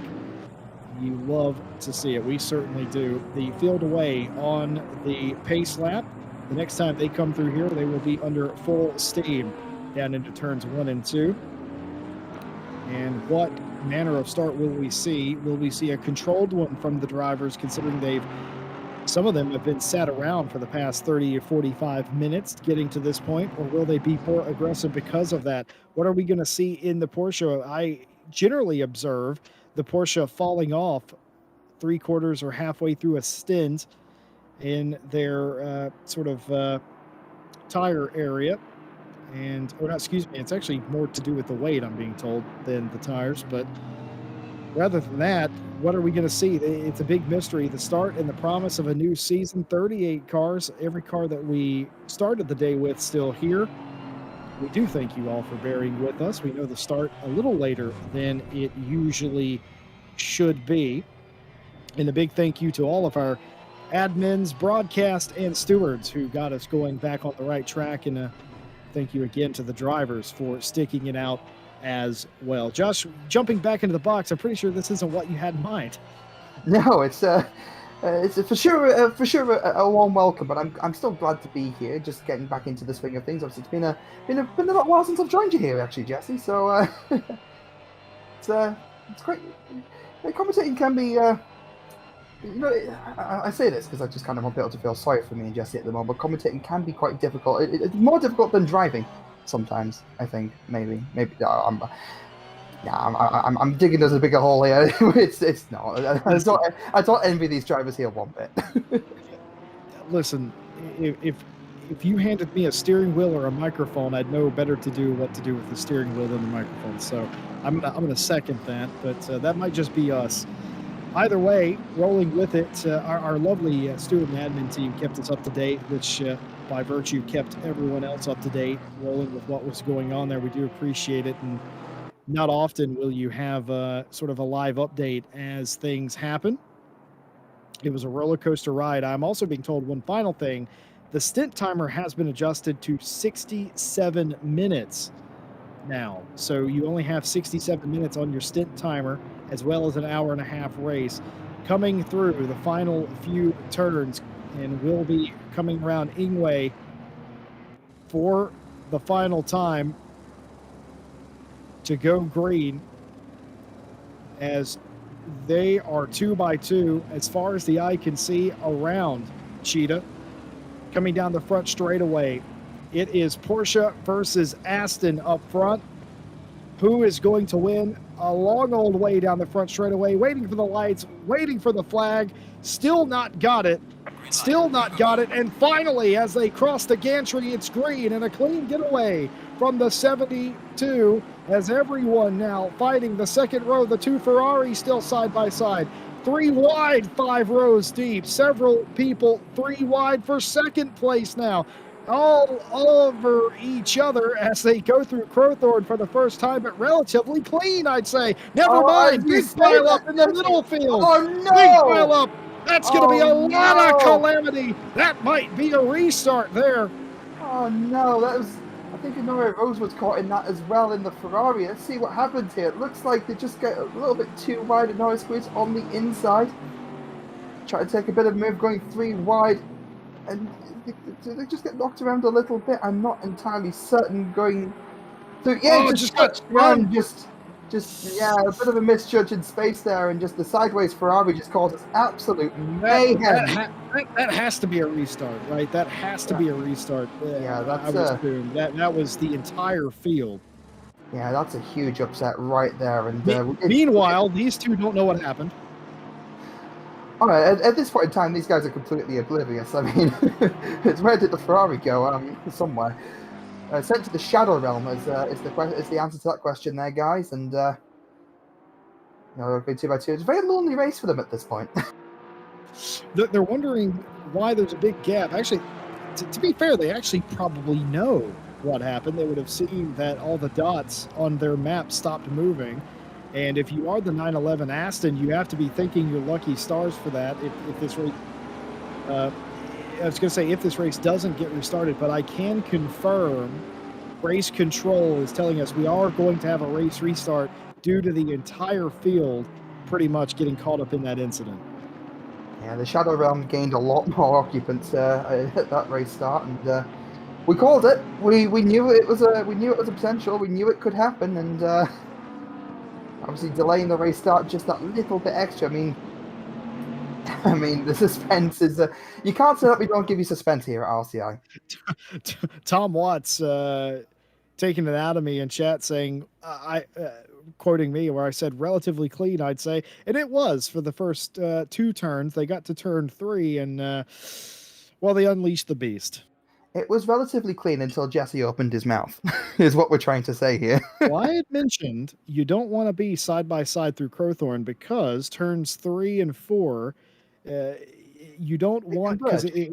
it's a right left, and you don't want to be anywhere near anybody because there's so many different lines you take through those corners, and just not enough room given their tight confines and complete calamity. Well, for the third time today, the 72 Lucas will have to survive what's been thrown at him. This is, by the way, the only allotted restart for that particular procedure. The way it works here in RCI, if a large portion of the field is caught up in an accident on lap 1, the stewards have the option, they will deliberate and have the option to restart the race in the interest of fairness. But once they've used that particular advantage, the drivers are warned to drive more safely and respectfully. And if they don't, well, they have to live with the consequences. And a lot of times, in my experience, those consequences end up being penalties for not abiding by the steward's remarks. Yeah, that is a really, really good point to make. I mean, if a car in front of you has an accident, yellow flags do get waved, and rather than plow straight into the accident itself, you have the option of kind of slowing up a little bit, kind of, and trying to go around it and gain a whole lot of places yourself. Surviving in a pile up like that is a huge way of gaining a lot of positions, but you have to survive it to begin with. So hopefully we won't see something like that happen again. It's we've had our fill. We've seen it at least once, but let's try and get some actual racing underway. What I want somebody to do is, I know you can't do that on YouTube, but clip that and send that into the guy that makes the ACC fails, because I'm pretty sure there's never been an accident of that size on ACC fails, because that was the better part of 30 plus cars.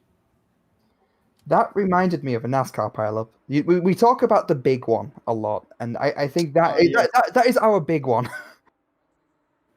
I have seen NASCAR wrecks with a 43 car field where 3 of them survived without damage. And it's the craziest thing. I know a lot of people will have seen the Talladega Nights movie where it was just Sacha Baron Cohen and Will Ferrell at the end of the race. What you may not realize if you're not a fan of stock car racing is that actually has happened a few times. There's been a couple of races, especially on the big super speedways, where there's only been a couple of the 43 cars that survived.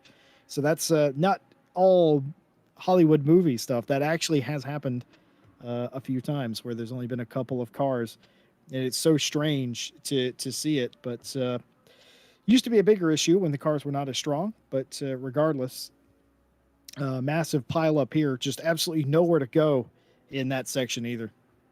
Yeah, I mean, obviously GT cars quite strong in themselves. Luckily, we don't have. Luckily, in the sim, you run the risk of maybe like a sprained finger or something as the wheel snaps. But luckily, we don't have the real world kind of consequences. But at the same time, it's still something to bear in mind. Nobody wants to be hit. No one wants to be caught in an accident like that. So we try and keep things respectful and fair, and sometimes mistakes do happen, and we've spoken about it a lot. We've said a few times this stream already that the start is going to be difficult here. So I don't think it's fair to be too hard on the drivers this time round. So they've got another opportunity, and let's see what they make of it. 30 seconds. Well, certainly they're going to probably be more clean about it. They don't really that's what we normally see. We see them a lot more calm because they will have been admonished by the stewarding booth directly to clean it up and give each other a little bit more space. And I have seen drive-through penalties given out for harsh driving on a restarted race due to an incident. And that's not only because it's lap one, which, by the way, if you're new to RCI racing, which you haven't seen any of this evening, we do apologize for that. What you would normally do, or what the stewards normally do, is they judge lap one penalties more harshly.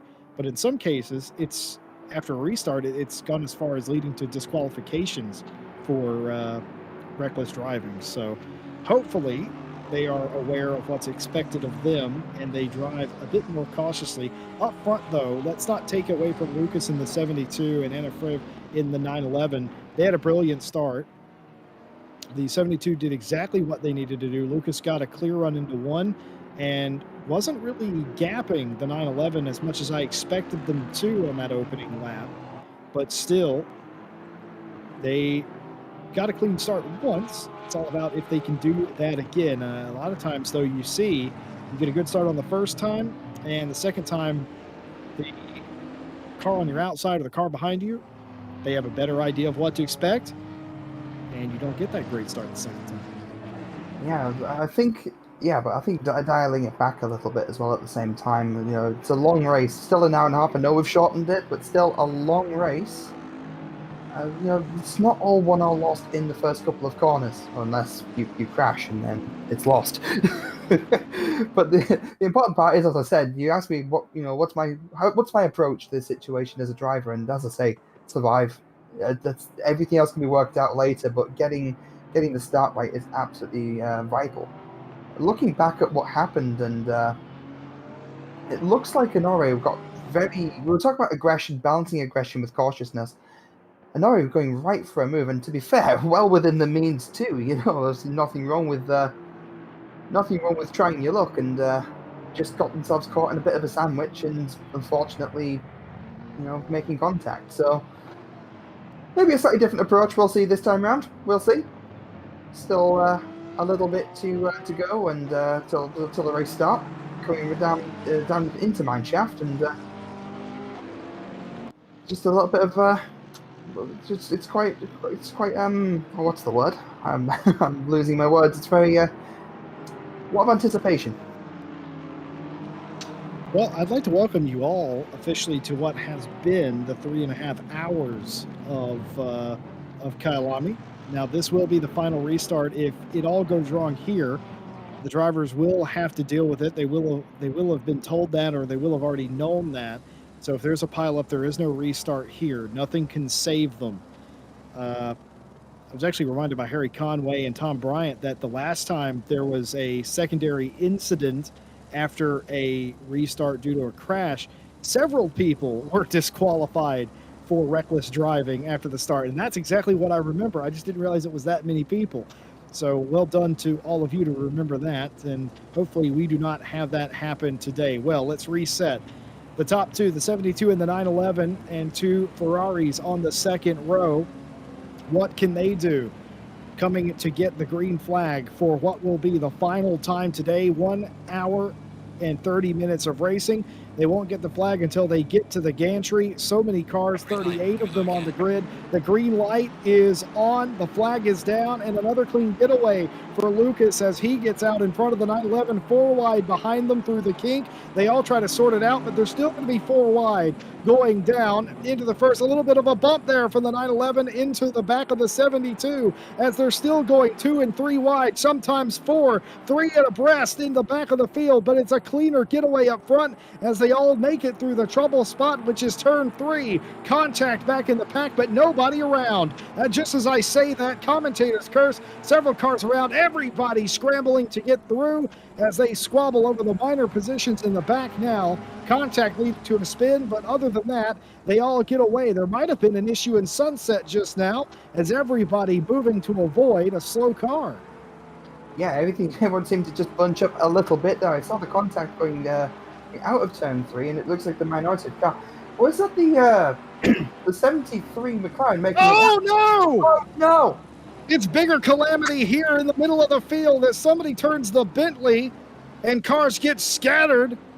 Minnow Crozen here, I think, is about to go for a ride. Yeah, Yes, indeed. Just anticipate the car on the inside, and it's just dominoes all over again, and very similar to the incident we saw in the first race, but again, not quite as many cars involved, but at the same time, just when there's a car on the inside of it, you kind of do have to be a little bit respectful of the space. And the stewards will be taking a look at that. You know, obviously we can give our opinions in the box all day long, but at the end of the day, the stewards are the ones whose opinions on the incident matter, and they will be getting back to looking at that. That's 2 Bentleys going side by side, the 141 and I believe the 27.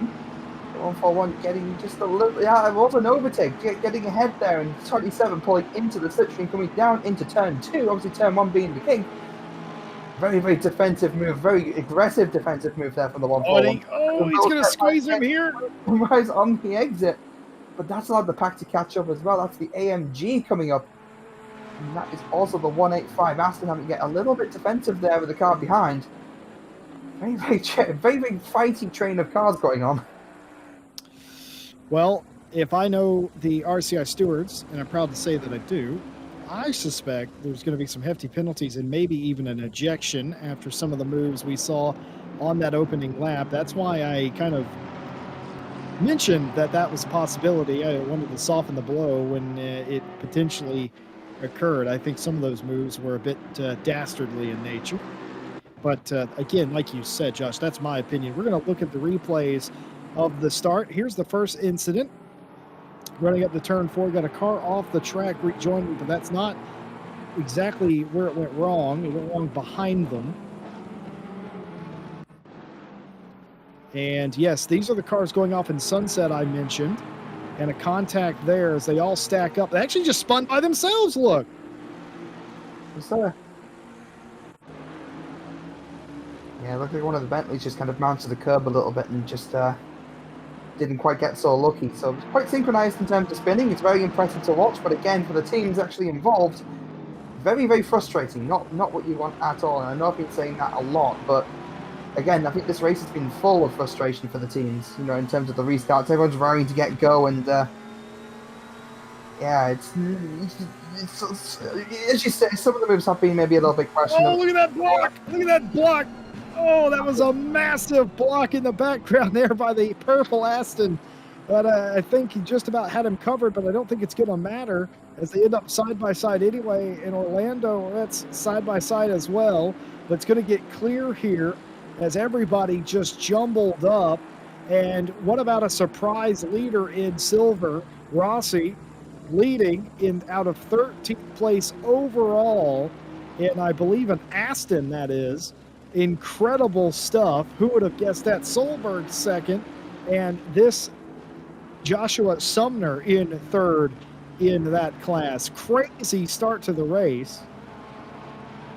Yeah, I couldn't agree more with you, Jesse. I mean, some of the racing we've seen so far, some of it's been amazing, some of it's made me laugh, some of it's made me cry, some of it's made me throw up a little in my mouth, but that's, again, that's for the stewards. It's like going 3 wide, a little bit of a contact, just nudging the NSX out of the way and gaining an advantage in going down towards mineshaft, and that is not really the way to do it. I mean, I'm a bit confused with what I'm watching, but NSX making a bit of a move going around the Oh, look at this. outside, I believe, of Crocodiles there, using all of the exit. You can use a lot of the exit. Backing out a little bit maybe the smart thing to do, but are they going to go too hard into cheater? I don't think they will. It's not the smartest of moves. We've seen a lot of mistakes happen here already before the race has even started. A little wiggle from the NSX, that's going to give the car behind, I believe that's the 911. It's going to give that a bit of a run. Doesn't seem like the 911 has the acceleration to really make anything of it. Pulling into the slipstream, the NSX will be pulling away. This is the 95 911 of Sam's Meats. Running in P20, going down into turn 2 and running a lot of entrance curve there. It's going to compromise the exit. You just see how far the NSX pulls ahead after something like that. So the car's starting to settle into a natural sort of pace, and already 6 minutes in, and it's already been an action-packed first couple of laps. Well, Soundbelch in chat mentioning that start was almost as bad as Donington in the GT Challenge. Well, yeah, I agree. Some of the drive. Meanwhile, this is the battle up front. This hasn't gone anywhere. This is Lucas and Anna Frave, the 72 and the 911 Aston going at it. The Mikowski, by the way, from I believe the 3rd row in the 627 is up into 3rd overall, and the 956 of Rose down to 4th place. 3 wide here usually doesn't go well in the sunset, and doesn't go well in this instance either. And look at the field behind him trying to find a way through. Everyone looked like they did, though. Nice little, not that he had a choice, but he set him the right way. And this is immediately after that. Robin Baugh gets maybe a little bit of contact behind, as contact galore here. A very physical race this has started out as. Yeah, it's not been Robin Baugh's very start, has it? It really has been a race of attrition. You were talking about the silver leader and the Aston being ahead again, just by surviving something like this. And yeah, just the Ferrari just so good on the brakes and tries to maybe get the nose in. The Bentley maybe not anticipating it turning in and just causing the contact. Or not, I don't know who's at fault there really. I mean, it's hard to tell from just looking at it from the shot clip that we have, but again, it's just, you need to be aware of the cars around you, regardless of whether you're defending or overtaking. You have to kind of be aware that, you know, to not run into each other, because it has these massive consequences, especially when people are bunched up. That's not the Bentley that got spun there, right? That I the one that we're looking at. I believe it is, and if that isn't P8 after a spin like that, I was going to say, I was like, how is... So Radajak has completely spun off the track and was backwards, but still maintains a top 10 spot. That's very impressive. It's either that, or there's been another accident that we've missed completely and just haven't seen yet, and made up spaces yet again. And honestly, at this point, that wouldn't entirely surprise me. Looks like the 197 is going to be trying to make a move on the 95 Porsche. 95 Porsche still chasing down the NSX.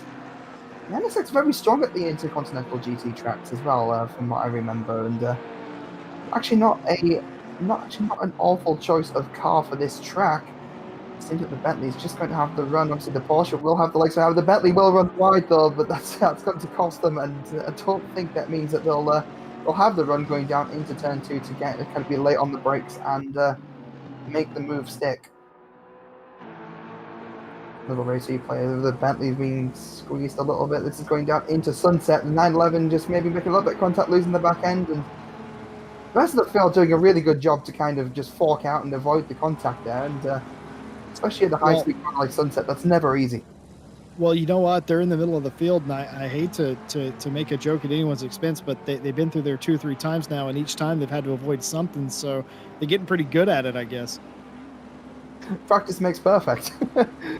That's what they tell me. Well, for the lead, it is a very close race between them as we continue.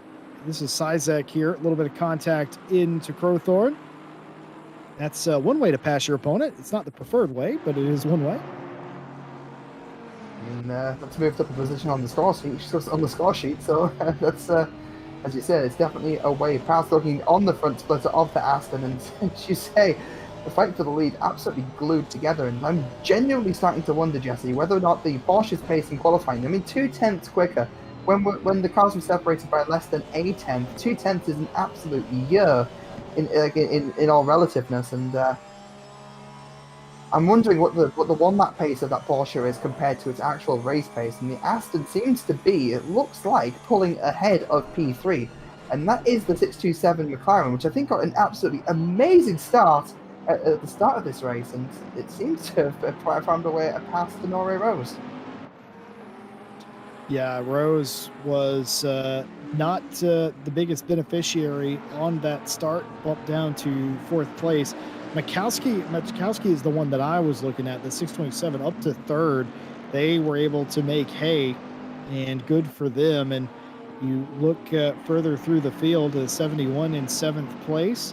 But Rossi, of course, in that 185, leading in silver. A lot of the incidents kind of generated in front of or directly in where the silver leaders were. That completely has shuffled the silver battle for now. Luckily for them, they've got an hour and 18 minutes to sort it all out.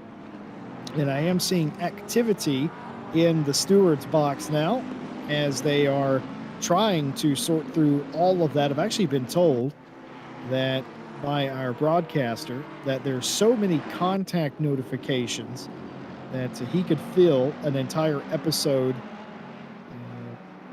of our normal series with. So a long old time full of contacts, but the race does continue, shortened down to an hour and a half. We had a server issue that needed to be resolved, which made us restart qualifying, and then after that we had to restart the race after the majority of the field involved in an accident. But now we are green as Svinchek here, all the way down in 35th place, trying to get by Billen here. Yeah, I don't think they're the best of qualifying times either, and I think their race just went from bad to worse, but still a long time to try to make something happen. Getting a little bit of a better exit there, going side by side. Not quite, actually. It looked like from the camera angle we were looking at. But again, the AMG in a straight line seems to be so powerful, even with the slipstream. The Bentley not quite catching up, but maybe starting to kind of be late on the brakes. Are they going to go for it off on the inside? It looks like they will.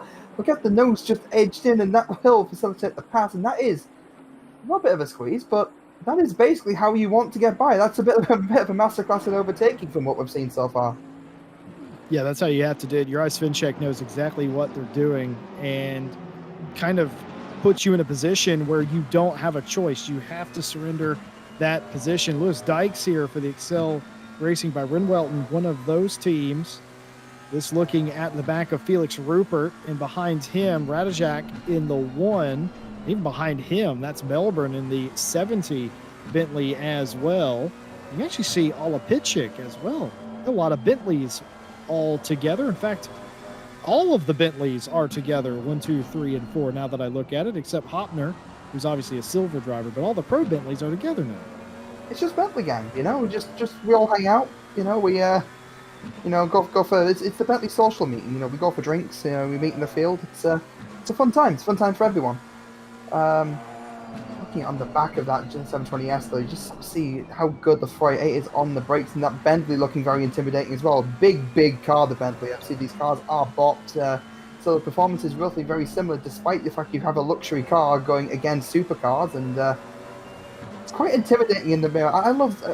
Okay, personal opinion, Jesse. I love the Bentley, but it is 100% terrifying to see in the rear view just because of the sheer size. But yeah, it definitely doesn't just help pace. 720S Dykes holding off Rupert quite well there.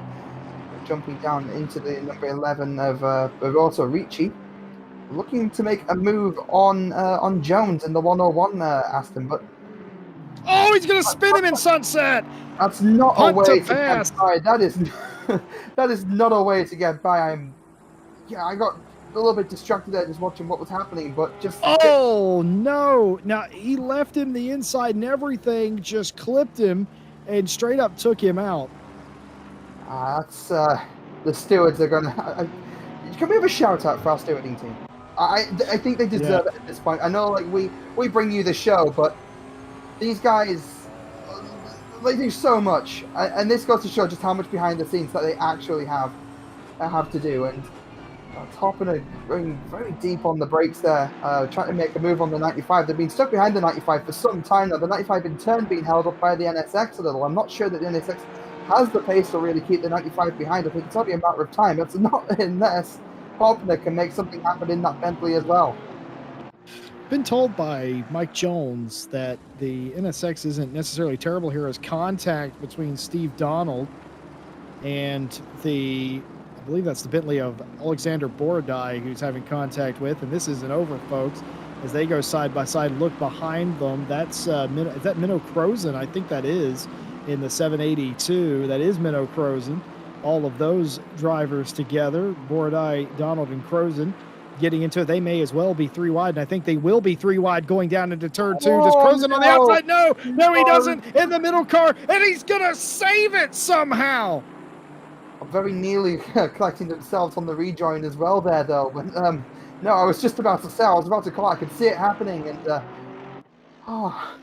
this race isn't letting up. We're only 15 minutes, just past 15 minutes, and it's still happening. It's still happening in the midfield. It's still bunched up, and this isn't showing any sign of ending.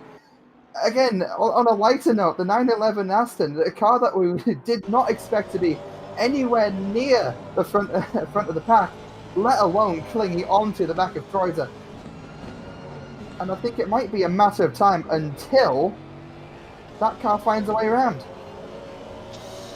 Well, I had a feeling Minnow did not know what was about to happen, and well, they figured it out eventually. But excellent save there. I won't say excellent driving. They could have been avoided by all taking part, but excellent recovery as a little bit of contact here. Felix Rupert trying to take the spot away, and does.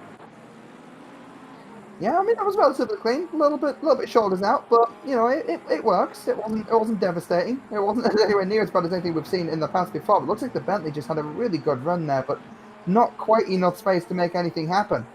On the run down to Sunset now, is the slipstream going to play any part of it whatsoever? I think the Bentley's turbo lag might have hindered it a little bit coming out of turn 3 there. 720S lifting slightly, big lift, very, very big lift, and that's going to allow the Bentley just to catch up just a little bit more coming into the S's. Bit of a train forming as well, a little bit of a train of a Bentley, a little bit more of a Bentley train, sorry. And definitely not what you want to see in the rear mirror. Okay, everyone take a deep breath. Everybody in chat, everybody in the box, take a deep breath. In and out. All right, we're in and out, and let's reset. We've had a race restart, 2 of them in fact, and we're now underway. It's been a hectic start. I have a ton of stewards' decisions in front of me. Before I get to those, I just want to say the initial start of the race that was red flagged and restarted still counts as part of the race. So incidents therein are still subject to a steward's decision. And they are going to likely review that after the race. So the initial start of the first race will be reviewed just the same as this start of the race, which I will refer to as Start 2. Start 2 incidents are the ones being judged at present. I can tell you no fewer than 9 initial incidents in the first 5 corners were reported and picked up by the stewards. They have found a lot of no further action in racing incidents, and I'm going to very quickly read them out as fast as I can. No further action between the 185 and the 84. No further action between the 84 with the other cars in the above incident. No further action between the 74 and the 84. No further action between the 84 and the 74. No further action between the 74, same as above. Racing incident between the 1 and the 8. No further action between the 782 and the 501. No further action between the 166 and the 738. No further action between the 166 and the 738. 2 separate incidents, mind you, in subsequent corners. That was not a repeat. Racing incident between the 102, the 8, and the 24. Racing incident between the 7, the 722, and the 85. No further action between the 738 and the 114. You may wonder what no further action means. No further action means that it was minor contact that didn't change anything. A racing incident is contact that does change something in the race, but is of little consequence. For instance, the racing incident between the 7, the 722, and the 85 is the 7 made contact with the 722, and he takes avoiding action, but no position was lost. So contact with the racing incident, but obviously no positions lost. No further action is stuff for minor contact that gets picked up, but in relative terms has no bearing on how the race plays out. So all these incidents are reviewed. Can I just say they pushed 1, 2, 3, 4, 5, 6, 7, 8, 9, 10, 11, 12 incident reports out in the first 15 minutes. That's pretty good. Yeah, it shows how efficient our team actually is. I mean, we literally have a team of stewards sat in. We keep them in a cardboard box, don't we, Jesse? We feed them biscuits every now and again, and they're definitely earning them today. And that was a bit of a move there. The 74 McLaren trying to get around the. I think that's Lorraine. Is that Lorraine's AMG? So just has a bit of a run, better mid corner speed for absolute certain, and not for sure. And yeah, just. AMG lets off just a little bit, and McLaren has to take avoiding action for a rear end goes light, has to catch it, but narrowly misses the accident. So, going back to what you were saying, Jesse. No, it's just, yeah, I think the 4-4 did a great job there, Martin Lawrence, of closing the opportunity. You can stick your nose in there, good Valentin Berrier, but couldn't quite get it done. Those two will have known each other quite well, the 4-4 and the 84, so they're a little bit respectful there by Valentin Berrier, in my opinion. Doesn't want to spin Martin Lawrence. So in the end, instead of pressing the luck, falls back in line, get another shot at it. Speaking of which, going to be contact here. Valentin Berrier in the car to the inside, and eventually gets clear. Yeah, I mean, a little bit of shoulders again, a little bit of contact, and you're seeing them side by side again, going down into, I believe this is turn 2, and yeah, it's very, very close yet again, very tight racing, and going down into turn 3, going through the first sector complex, and run down to Sunset. The Ferrari is going to get the slipstream, going on to the back of, we go right up to the back of Barrier now. It's the 911 behind, so having to go a little bit defensive as well as on the offense, and not quite going to see a send at this point in time.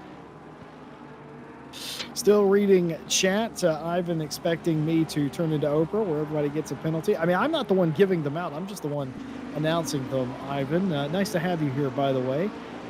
Strix asking, how many Excel by Renwelton teams are there? There's a few Strix, and of course Daly in chat as always saying, I hope tomorrow doesn't have as much carnage. Yes, Daly, of course you would hope not, right? A 6-hour race. By the way, Endurance World Championship coming at you on your Saturday. Myself and Nick Setnick on the call of that. Nick's going to broadcast and commentate with me. It's going to be a relaxed 6 hours. We're going to talk about a lot of things. Is watermelon fruit? Is a hot dog a sandwich? How do you use your indicators? And of course, the ever-present question of do you always put the seat down on the toilet or raise it back up when you leave? Stuff like that. How often do you clean your bed sheets? All of that stuff. My personal favorite is how often do you clean out your icebox? My icebox? You mean in the freezer? That is correct. Can't say it's ever gotten to the point where I've ever needed to, but then again, I don't stay in one place for long enough moving between home and uni, so Well, once I move out of uni, that's their problem. So Tom Bryant confirming they got 9 incidents logged in lap 1. Lap 2 had just about as many. The tool has logged 30 incidents in the first 15 to 20 minutes of the race. And they have to review every single one of those manually. I've never seen anything like it. Like for every RCI event that I've been in the box for, I've seen on our little tool that we have, I've never seen it light up this much before, just about ever. And I've seen some pretty big accidents in my time here, and this has definitely been one of the most eventful in recent memory. Well, there's so many cars, Josh. That's the problem. There's 38 of them, and it's not like we went to a Silverstone where even if you did have an accident, there's an escape. Here, it's if somebody has an accident in front of you, like you saw in that initial start, there's not a whole lot that you can do. Would have liked to have seen a little bit more braking by some of the people in the pack, but I've been hoping for people to do that on iRacing for the better part of 15 years. That ain't going to happen, folks. I just got to let you know that.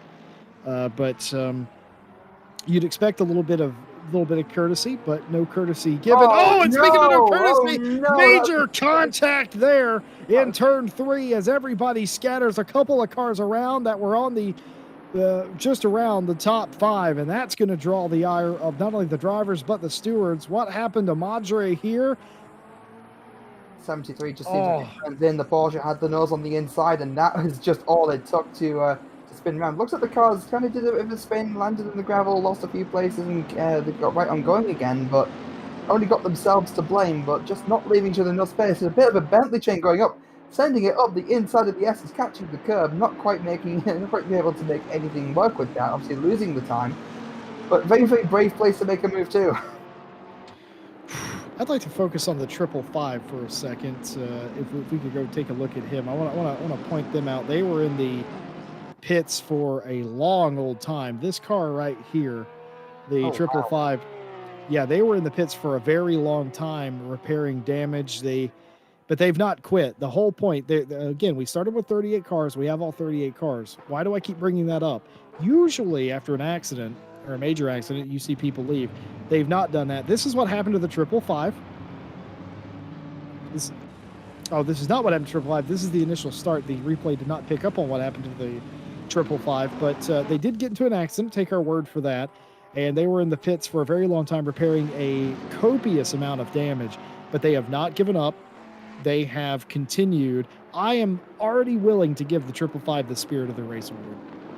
Oh yeah, I mean, huge props for sticking in it after something like that. I mean, I said we had this discussion before the race started. It's like, you know, we might see a team kind of in this situation where they are a fair way back, but anything can happen. People can disconnect, people can leave, and that's still a position gained. That's still a position up from where you started. And something happened to Juraj Svinček here. I think he's going to get a pass here, but something happened in front of him. Oh, yes, the Bentley losing it hard into the wall. Just catching the outside curb, Cheeto. Again, I think Cheeto is going to be where we're going to see a lot of deaths. And Well, I tell you what, I was right. Something did happen to Svinček. He got a place he didn't have to fight for. It's not cars making contact with themselves, it's making contact with the wall, and there's not a lot of runoff on that piece of track at all. If the car snaps, that's basically it. And there's more cars in the gravel on the replay here. That's all a Pitchick here. Doesn't look like it's too eventful so far. There we go, but going into sunset maybe, but no. Nope. I'm willing to believe there was just a little bit of a bump there. They got a little close coming off the corner. They got a little bump because sometimes it does pick that up. But exactly. Listen, a friendly little bump. Let you know I am back here. I respect you. And I am not going to turn you around like so many of the other people that used to be in the top 10 did. It's the, hey, I got your back, bro.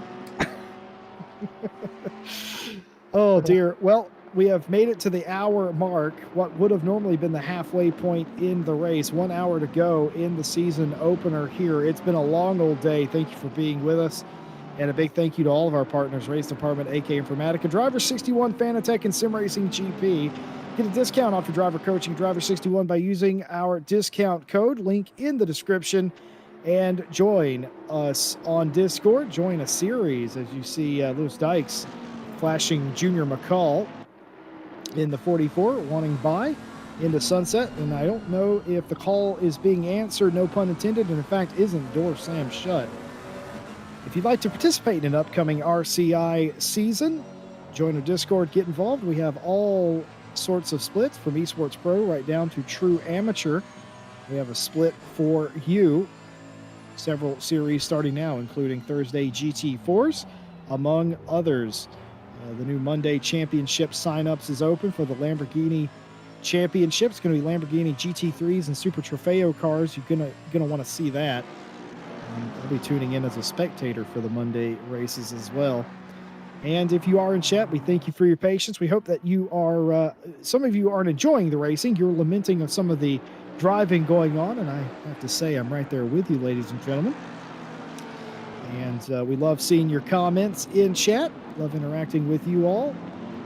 If you don't mind, subscribe, hit the bell, like, and of course, Nick Setnick and me will be with you in just about 12 hours from now for the the Endurance World Championships 6-hour series opener at Imola, coming at you in 12 hours, where Jordan Daly and a whole host of other people, including myself, hope that it's a bit more clean than it has been today. Well, we've made it. 1 hour to go. I feel like that's a victory unto itself, Josh. Yeah, I mean, it took us a while, but we got there in the end. And I mean, there's in between some of the carnage, you know, we've been treated to some amazing racing in places as well. So I suppose it's been worth the wait.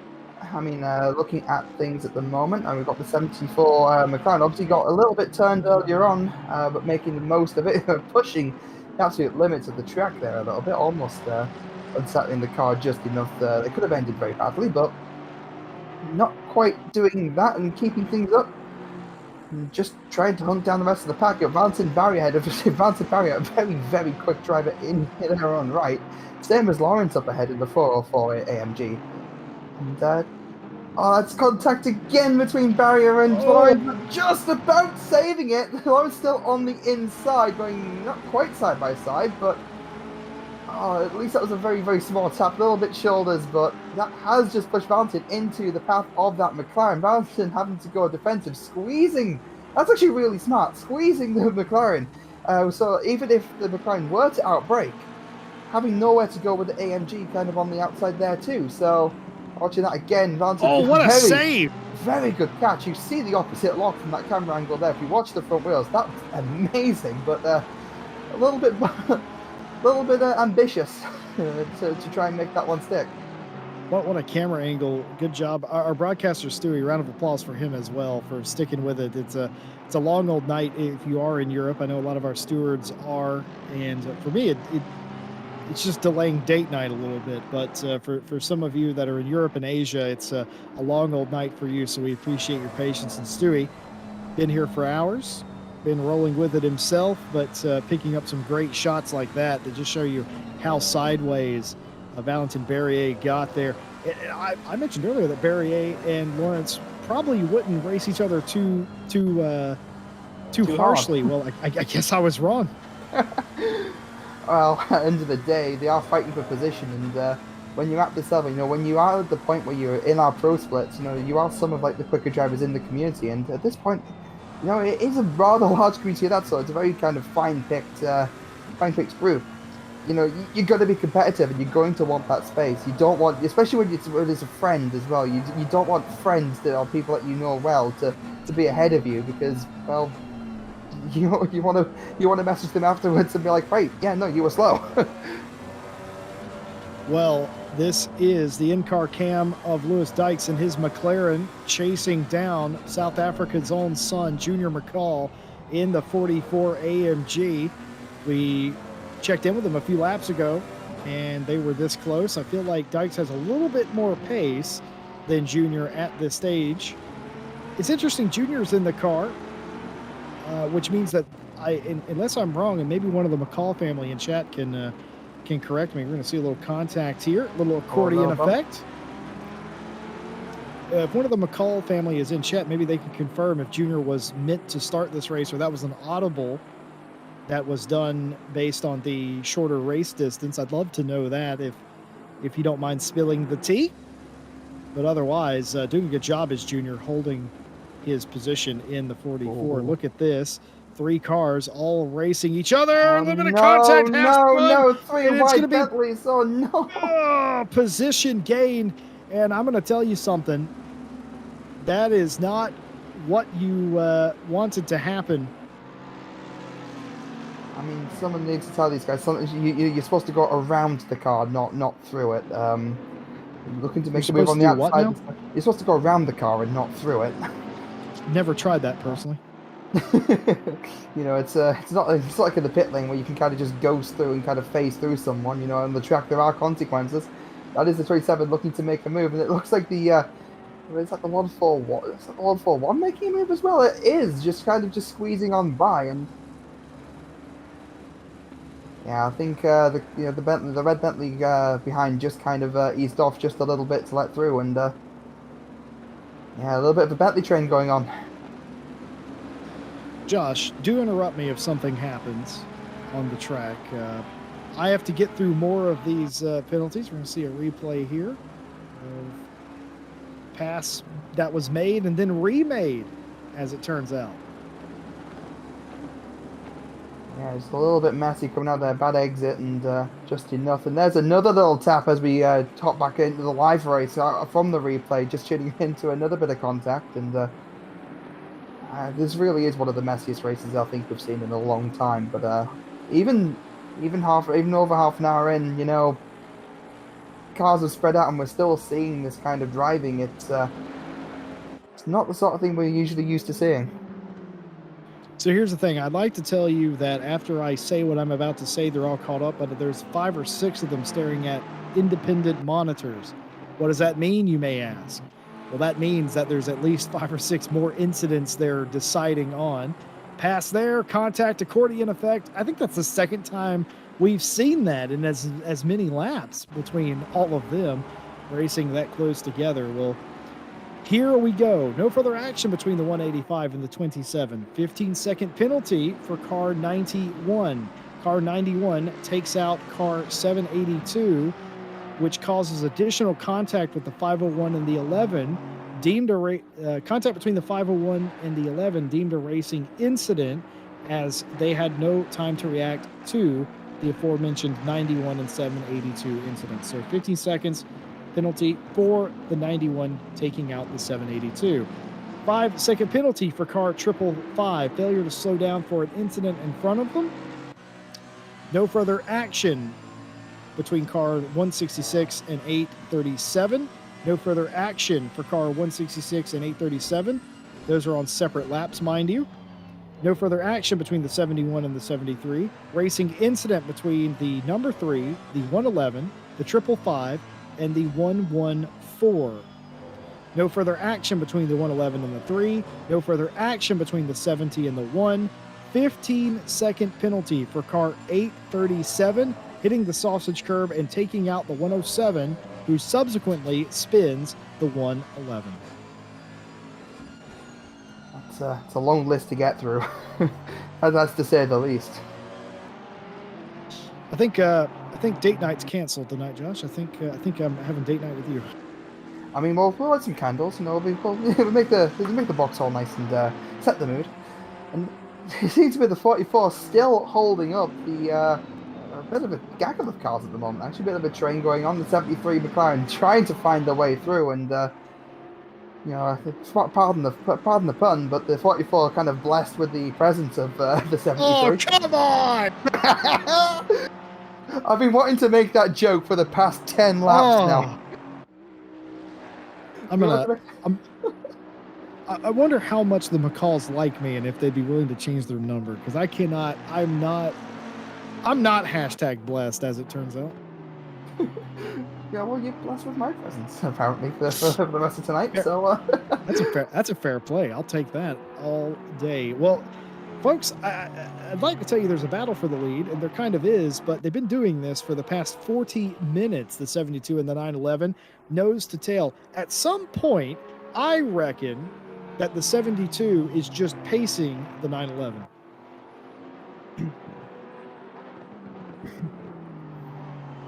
So apparently the 911 has actually gone through a bit of a phase where they have caught back up to the to the 911, I guess, and yeah, I mean, I think this is going to come down to the pit stop for sure, and starting to see the penalties kind of coming down on the screen now. If you see the plus 15 seconds with the 837 there, and that's the stewards doing their work. But yeah, no, who'd have thought the Aston putting in such a strong show, and you know, as I say, we called it might come down to pit stops. You know, just because you can't get through on track doesn't mean you can't get through with strategy. And by that account, don't rule out the 627 McLaren or the 956 Ferrari Venora Rolls either. Don't rule that car out because it's still relatively tight. I don't think they're too far down the order. Well, RCI's favorite Irishman, Joe Gleason, in chat confirming the scope of the issues as we watch the contact here and the spin. Oh, dear. Just as we watch that, more to the point, Joe Gleason confirms there's 8 current... Excuse me, let me rewind. I don't want to misrepresent what the stewards are saying. There's 8 current events to review that haven't even been looked at. 5 are currently in review. So those are the ones that I was seeing them do, those 5. I think I may have said 6, but there's definitely 5 currently in review, and then there's 8 after that haven't even been started on yet. You want to be a steward, folks? Because we're going to need them. We're going to need them. Look how close that Aston's getting. I mean, I know we're bouncing around topics a little bit. You know, there's a lot going on and off track, and all of it's very interesting. But Aston's very intimidating. You see the 3rd and 4th down the road there as well. That's Mikowski and Rose fighting it out for the last spot on the podium. So they're only just down the road. So if any of these guys make a mistake, or if these guys do come together, God forbid, you know, they're sat there ready to make a move. And speaking of making a move, are we going to see one? Not quite, very, very close. Get a good look at that front badge, but not quite there to make anything of it. You can almost change oil from distance like that. That was very close indeed, as these two seem to be the class of the field. I think it's fair to say, as Mikowski in 3rd, like you said, fighting with Rose for the final podium spot. Let's reset here as we near the halfway point in the race. Lucas leads. Anafrave leads Mikowski in the top 3, with Rose in tow in 4th. The top 5 rounded out by Radajak in the 1 behind, and they are just in a train of Bentleys. Radajak, Melvin, Pitchik, Rozanka, and Dykes. Dykes actually just got by the 27, who's in pit lane, and so is the hashtag blessed up Junior McCall as pit stops start right around the halfway point. Rossi leads in silver by some margin in the 185. Sumner 2nd in silver, and Smeets in 3rd. Hopner, Hawa round out the top 5 in that group. Beyond them, of course, is Solberg and Keller. Solberg has had a difficult race to this point. We've had restarts, calamity, a race stopping red flag after a massive crash, and we, of course, had the very long wait to get to the green flag that led to the race being shortened to an hour and a half. But it has been certainly impressive, especially these two, considering the 72 had a bit of a lead, but it's completely dried up now. And Vasily is all over the back of Lucas. Yeah, again, just the Aston seems to have the pace in the final sector, but then over the course of the lap, the Porsche just pulls away, and Space Wings around us. That's our leader pitting. That's strategy finally coming into play. Lucas Krauser trying to get the undercut maybe on the Aston. You know, the Aston definitely seems to have the pace. Looking at last laps, the Aston seemed like it was putting in marginally quicker. So maybe this is a strategy call here by the 72 team, and driver change and just get out and try and get fresh pitting before everybody else, and make as much time on fresh tyres as you can. Sam Smeets in the 95 Porsche still still pressuring even the 24th of summer, and you were going out of the final corner. So there's another point I kind of wanted to make real quick. You're on about Rossi, a very obviously massive lead in the silver class, and we'll get to that in just a moment. Looks like we're going to see a move going down into turn 2. Just squeezing out a little bit, leaving the space, and very respectful actually, considering everything that we've seen. And that will be a move actually made done. So Aston will back out, give the space, and that's how you do it. That is exactly what we've been needing to see this whole time, and we seem to have seen the minority of it really. And that's how you're supposed to make a pass, guys. That is how you draw it up whenever you dream about it. That's what it looks like. Well, going back to Rossi, the leading silver, his teammate Strappa, who I think Tommaso Strappa actually is the one that qualified the car, at least in the initial qualification. I'm pretty sure he did in the second as well, alluded to, the change in strategy that some of the teams would have. Well, Rossi has done a great job in that car. Strappa's going to be absolutely thrilled with this when he gets this car in a minute. Yeah, I couldn't agree more. And at the start of the race, we're talking about kind of surviving, not making any kind of major moves, and just trying to get through. These races of attrition, as I call them, I suppose that's what they are. It's like it's not a case of outright pace; it's about surviving the first couple of laps. And by doing that, they've pulled that huge gap, and yeah, they'll be absolutely thrilled when the car gets through. That's P2. That's the 911 Aston car. They're responding to the undercut from the 70. What was it? The 73 of the 73. It's a 70. Where's the Porsche? Where's it gone? The 72 Porsche, which Walmouth now is in. They're in P15 currently, so they fell a bit down the order, but people still yet to pit. So that might have been a really, really good call on their part. I've just seen the 199 for the first time in ages, Ryan Renoir in that car down in the 23rd spot. They've already finished their pit stop, so I'm wondering where the 199 is going to cycle out in all of this as well. And here is Soldatov getting in the 911. Konstantin getting out and probably in the worst possible place with cars fighting in front of them. He's going to have to try and make short work of it, but if I am not mistaken, Soldatov is in front of the 72. No, it isn't. No. Maximilian Wolmuth is into sunset, and slower on the pit stop was the 911, so a little bit of space, and that's exactly what Wolmuth would have wanted, installed into the 72. Excellent job by his teammate.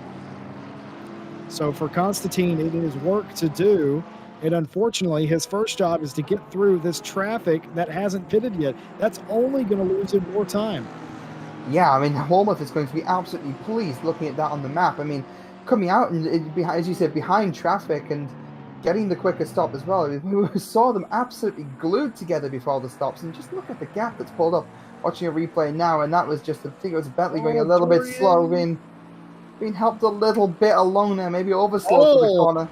Instead of squeeze into the wall. Registering their displeasure there. A little bit of a dispute there off of that turn. It's one of those cases, guys. The stewards are there for a reason. We've got eyes watching.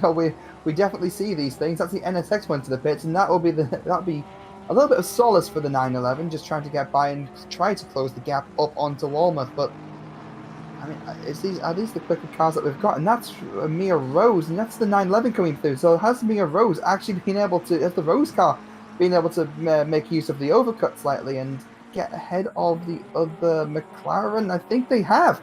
I think that has put them into provisional P3, depending on what happens with the stop for Dykes in the McLaren. Yeah, that's absolutely brilliant there by Rose. And now Mia installed into the car in relief of Anna Rose. Let's not forget Mia's also incredibly quick behind the wheel, and I know they do a lot of events together. And again, just I called strategy call. Strategy call can be what gives or takes away positions. And from what we're seeing, the undercut here is very, very powerful. And I think the cars that have stopped have made the right call. 40 minutes to go, about roughly halfway into the race, just above it. So get your drivers in the car and make as much of the use of the time as possible. You see the 74 coming up behind the number 8. So obviously both cars have also made their stop, and he's going to be trying to find a way through, going a little bit wide. Not losing too much time, but not really opening up an opportunity either. Daniel Klein trying to get his XL car further up the field. Close racing with the 8. It just makes you think. Remember, the 8 was really quick in qualifying for that first qualifying session, finds themselves in the middle of the pro field. It's not what they wanted, certainly, out of the race today. Dykes leads overall and has not pitted yet. Everybody else, with the exception of Martin Lawrence, has pitted. I'm not sure. Wait, how is Lawrence so far back and hasn't pitted yet? I think, again, going back to saying about the undercut, maybe something's happened. Maybe the tires have dropped off and cars around, have just kind of come out ahead, and they seem to be a little bit off the pace. There was a bit of a train of cars kind of following behind us. So we saw Barrier fighting pretty hard, and maybe the stops have just caught them out that little bit, and we'll should be seeing them coming to the pit soon, I would imagine. And yes, that is confirmation. That is the Ferrari ahead of the 627 McLaren. Sorry, that was the McLaren I was thinking of. That was the McLaren that had just squeezed ahead in the early stages of the race, and Honora was chasing down. So, again, making up the space in the stop and hunting down the 911 Aston of Soldatov. Mikowski will be thinking when he looks at the monitor, goes, weren't we in front of that Ferrari a minute ago? Garbus, what'd you do? Oh, this is actually really, really smart. A little bit of a thing here, actually, when it comes to using traffic. And we haven't spoke about traffic yet, Jesse. Another thing that can decide the race. Mia squeezing the McLaren and giving the McLaren That was contact with the back marker. That is not... Oh, no. Oh, no. I'm actually at a bit of a loss for words. What actually happened here? Let's see this. Commentators' curse is what happened here. You said back markers can dictate the race, and it does in this case. The back marker trying to make it through the corner. Rose was just trying to go around the outside. The back marker did not. I don't know what the back marker could have done better there. Maybe, I don't know. But that is exactly, Josh, to your point, what you were talking about. That can change the race, and it has. All that good work by the Roses, the Jean Alesi team, we'll put it that way, completely undone in one corner there. And folks, that's the Crocodiles for you. Yeah, it converges on itself. It tightens in a really weird spot, and if you're going too wide, it can have that kind of effect. And I wasn't even talking about that as an effect with back markers, Jesse. What I was saying is, under blue flags, the Roses were... Mia was able to kind of go on the outside of the back marker, but left the McLaren nowhere to go, because one side you've got the Ferrari, one side you've got the Aston, and at that point in time the McLaren cannot even try to make a pass. Therefore the Ferrari gains more time, and using traffic like that to your advantage to kind of pin somebody in place is really, really, really smart. But it's just unfortunate when this kind of thing happens as well. Obviously contact can also occur, and looks like, speaking of contact, a little bit of a door bang there between the NSX and the Aston. Ollie Moss is going to wonder what that was all about. Yeah, that was a little bit elbowy, to say the very least. Or maybe Ollie Moss was the aggressor in that situation. He might have been, in fact. There's more than one way to win a race. I guess you get into the other drivers' heads, but even still, typically you try to avoid avoidable contact. Being told that there were a lot of contacts between the Valentin Berrier car and the Martin Lawrence 404 Connection Lost team, and excuse me, not specifically the Valentin Berrier car, but remember there were 4 or 5 cars in that group, and they were having several contacts. We didn't pick up on exactly what happened, but something is, Martin Lawrence has not pitted and is sort of still back here. You'd expect him to be inside the top 10 at this point. So I think something has happened. I'm not entirely sure, but I'm pretty sure something has happened to the Martin Lawrence car that was a bit more significant than just a couple of touches, as Tommaso Strappa in the 185 enjoying a nice about 10, I'd call that about near as makes no difference, 10-second lead to Streckerman in the 95. Yeah, that is a pretty healthy lead, and as I say, the race of attrition, they seem to have really pulled that out, and it looks like, well, they will be gaining another spot there because Lawrence still has to pit, but looks like Lawrence might even be holding them up a little bit. Tom Watson chat says the amount of cars on the outside squeezing the inside car. Emoji facepalm. I'm going to have to agree with you on that, Tom. Fez Fox, Mark Whitford himself, joins us, says, evening, I'm full of steak and Guinness. Time for some racing. I haven't had dinner yet. It is dinner time here in the States, for those of you wondering. It is dinner time. I'm going to probably do something very similar to that, in fact, Fez Fox. So welcome along. And as Wolf Motorsport, I think that's, is that Wolf Matushka in the Wolf Motorsport? It is not, no. It is not? Okay. Well, it's Wolf Motorsport saying that the race has been very eventful. Eventful is going to be the word that I think we go with.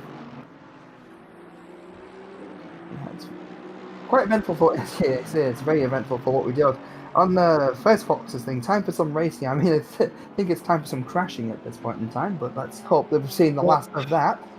In my opinion, it's time for some penalties, which we are getting through the door. It's always a good thing in these situations, to be completely honest.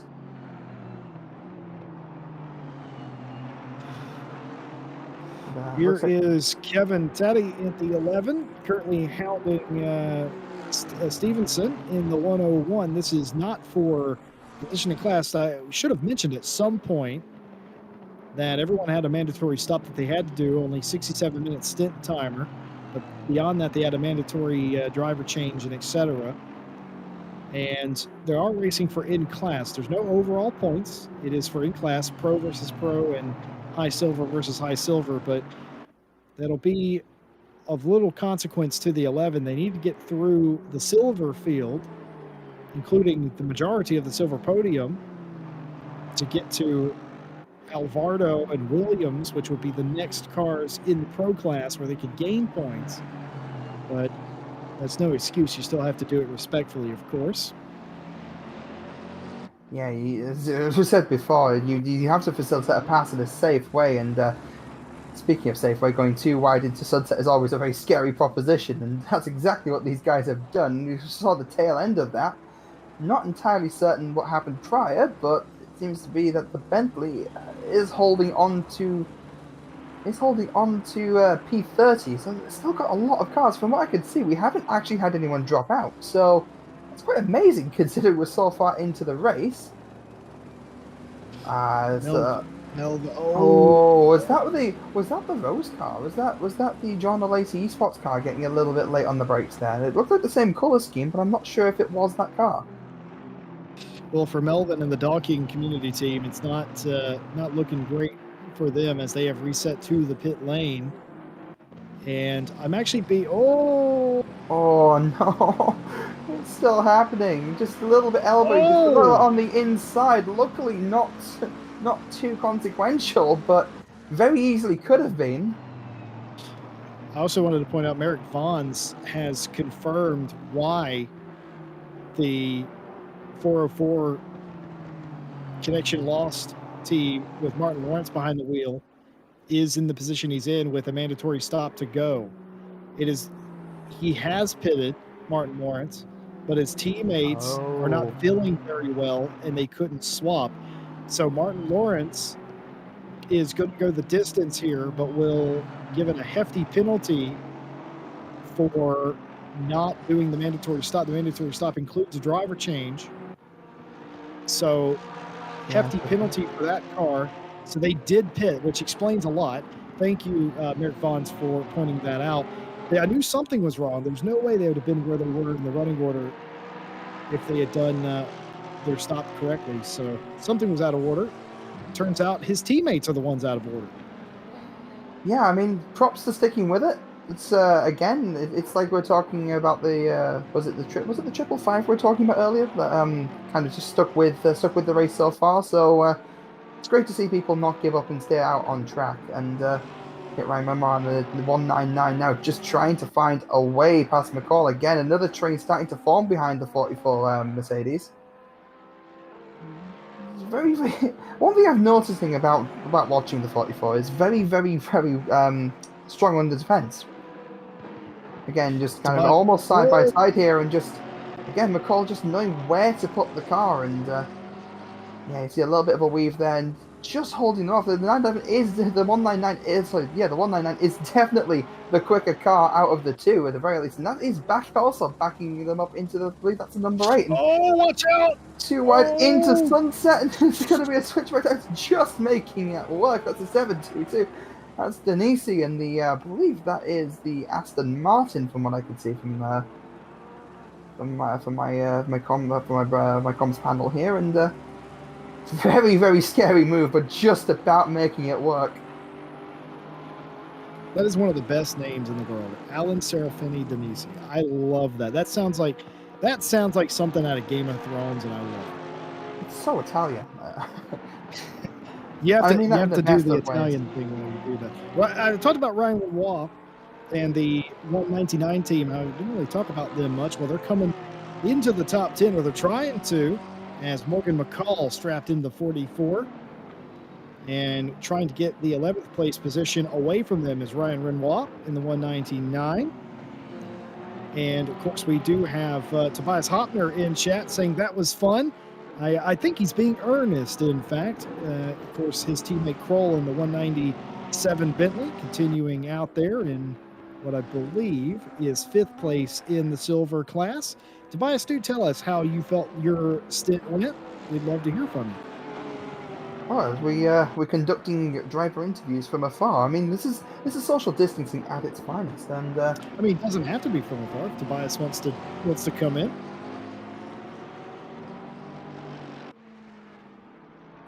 Seems to be as well that the 44 is starting to pull a bit of a gap, so I'm not sure if the 44 has been successful in pushing Renoir into the number 8. So, and for how long that gap is going to be there, I do not know. But yeah, no, driver interviews are always, if any drivers are watching this, and yeah, just give us a shout. All you have to do is come to the official Discord, join the Ready for Interview box, and maybe we can get an interview in with you. Josh, you know what I'm about to do. If anything happens, interrupt me, please. It's that time of the night, guys. Gentlemen and ladies, for those of you with the benefit of flash photography, racing incident between the 199 and the 71. No further action between the 141 and the 23. 15-second penalty for car 166 for taking out the 3. Warning for car 166 for accelerating into the 738 and rebounding into the 101. Failure to hold brakes, causing avoidable contact. Warning for car 837. Misses the braking point, slightly contacts 11 in front of him. The 11 then rejoins. Racing incident between the 141 and the 27. 5-second penalty for car 141 for aggressively overtaking the 27. Warning for car 111 for unsafe rejoin with contact. 5-second penalty for car 84 for overtaking the 74 with contact. 5-second penalty for car 71 for making contact with 199, causing them to spin. 5 seconds and a warning given to car 71. Warning for car 71 for the above. Warning for car 71 for a dive bomb into turn 1. Second warning bumped up to a 5-second penalty. 5 seconds for car 91 for possible overtake with contact. It needs further review. 5-second penalty for car 11, taking out the 101, position not returned. No further action between the 101 and the 782. 5-second penalty for car 27, overtaking with contact, position not returned to the 70. That's a long list, Jesse. That's a very long list. Tom Bryant in my ear telling me that amazingly we might be able to catch up by the end of the race. Me too, Tom, for what it's worth. No, I really hope so. You guys need to, you guys need to get through those as quick as you can for your own sanity as well as everybody else's. I mean, you obviously want to be working on this overnight and trying to get through to everyone at a later date. But obviously, there's been so much happen on track that, and we've still got 26 minutes left to go. So don't discount that. I got to tell you, the stewards do an amazing job, and they've had their work cut out for them today. And I've certainly ended a broadcast. And one of the great things about being a broadcaster is we end the race. We have a little debrief about what went right, what didn't went right, what we're going to work on for next time, and we break and we go on with our day. And for me, it's usually dinner, evening activities, and stuff like that. As looks like the 114 going for a little sand pit visit there. That keeps it going the right way. That's harder to do than it looks, folks. I promise you. Stevenson breathing down their neck for the 26th place position. Actually, it's not Stevenson. That is the 501, in fact, of yeah, that is the 501 Ferrari, who's directly behind them. But I have definitely ended an event, debriefed, come back an hour later, and still saw the stewards pumping out penalty reports. That's how backed up it can get sometimes. Especially prevalent in our races, I've noticed. But talk about underpaid and overworked.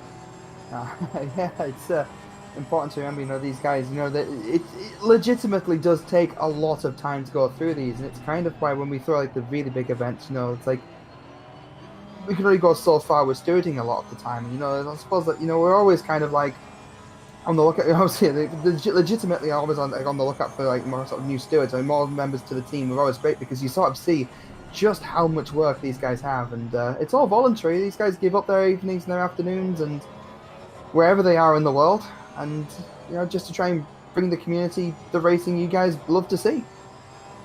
They're so efficient too. When we started, it was nowhere near what it is today, and credit to all the head stewards and the chief steward, and they do a great job. Them in race control of not only getting calls done efficiently and correctly, but also keeping us in the box informed as well at the same time of this is what we're thinking, this is what we're doing, this is our contingency plan, this is why we ruled on, this is why we gave this penalty on this. And that's absolutely brilliant, really, if you think about it. I don't know of anyone else that gets that kind of access to their stewards or that kind of information. And folks, keep in mind, they've had 35, 40 incidents, all of which I've read to you so far, and they've been able to accomplish that in very short order and effectively as well. So round of applause. And to hear that they might be able to get out of here on time this evening, that's kind of my point of how amazing that is. Stunning. Still reading chat. Wolf Motorsport says, fair play, no one's retired. Good to see him seeing it through. Yeah, it's very true. I think we may have actually had a retirement at this point, but the gist is there. You start with 38, you end with the vast majority of them. That's pretty fantastic. Tobias Hopner, in reference to my question earlier, you say, yes, he had fun, and getting past the Porsches were difficult. It's too the... Oh, excuse me, I'm going to actually read what he says. Yes, my comment was earnest. It's difficult to get past a Porsche in the tow of the Honda.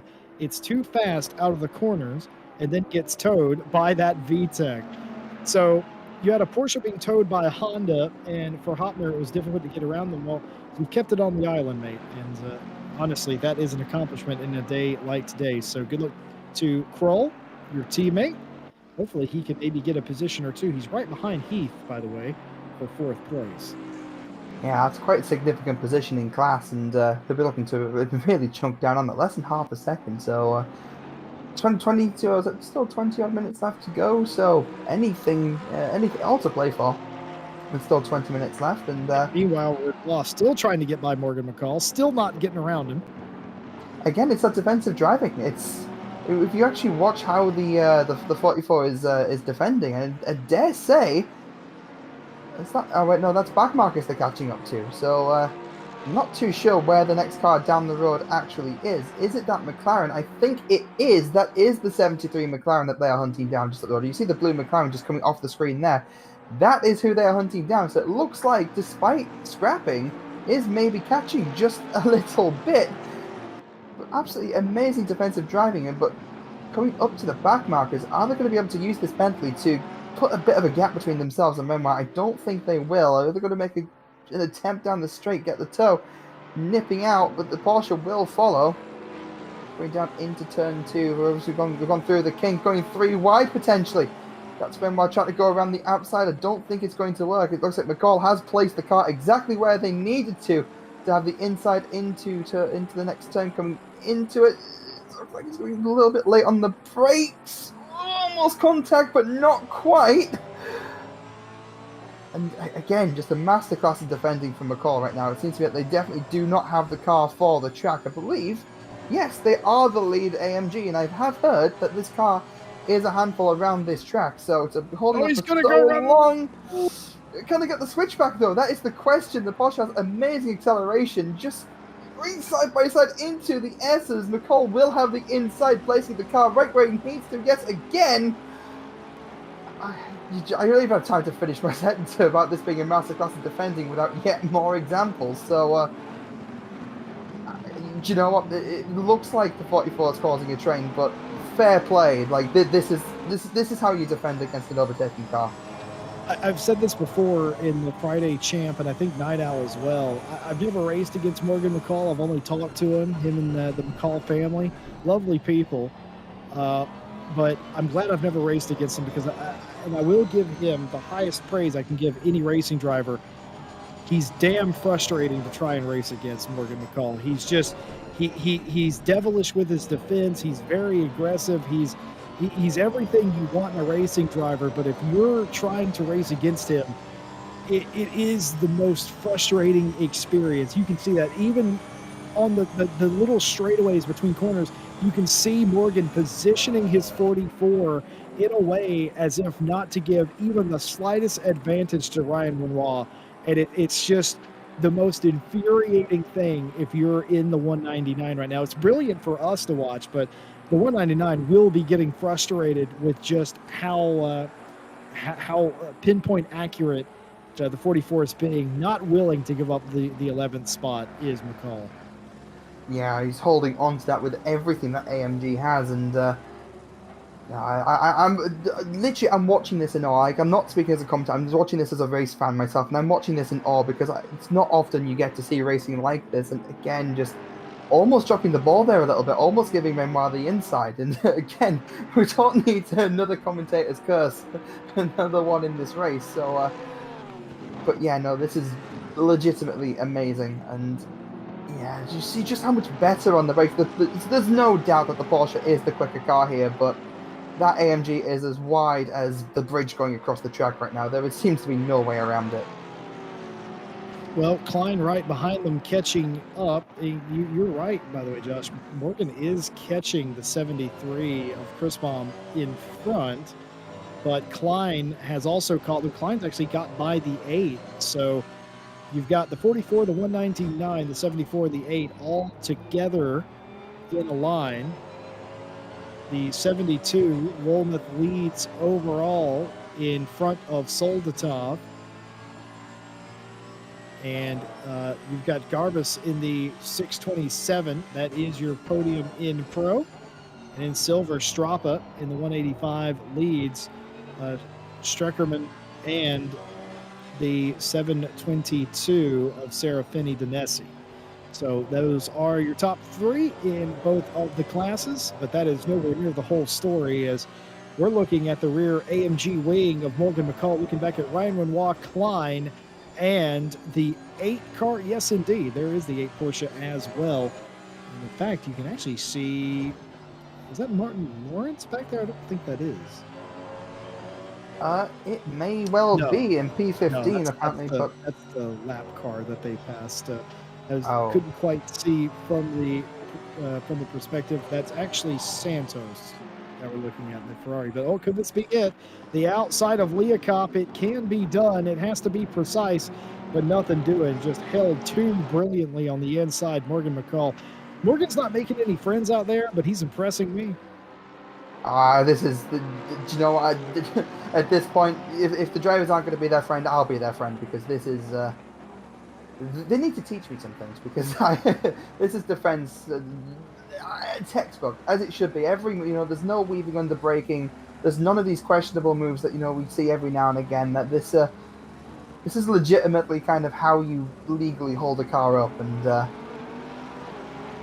almost Got some making a more. gap in places as well. So the fact that they're catching the 73 amazes me as well. The fact that that McCall's going offline. He's coming off the racing line. He's having to brake in less efficient spots. He's having to compromise his lap time, and yet still in that AMG around this track, still making up time on that McLaren. I mean, I know the McLaren's not the best car around here either, but it's still amazing to see. I just we were looking at the 74 of Daniel Klein. I was thinking, is like, what does the Excel by Ridwelton driver think? Like, he's the meat in the sandwich at this point. He's got cars behind him, cars in front of him. He just like somebody pass somebody. If I'm Daniel, that's what I'm thinking. It's like, just get beside him so I give me a shot. But like you said, Morgan is very slowly but surely catching. I don't know if he'll catch him at this rate, but to even draw even with Chris Baum in front, considering he's having to take all these alternate lines, that's an excellent note. And by the way, Klein is getting passed up by the 8 here, and I felt like that was almost sort of orchestrated because neither one of these cars wanted to lose time. Yeah, and obviously being held up in a train as well. Sometimes, you know, you have to kind of break free. And Coming through line shaft and down into Cheetah. He's going to be around the outside. You can't hold it here, but he won't, as it's going to go back to single file as Ryan Renoir literally trying everything here. Such great driving, such respectful driving, defensive, offensive. You've got everything here. And this is for 11th place. Not even a top 10, but you can't tell the drivers that. They don't care. A place is a place is a place, and that's all that matters. Oh, just this is. It's one of those moments as a commentator you get absolutely lost for words, and this is the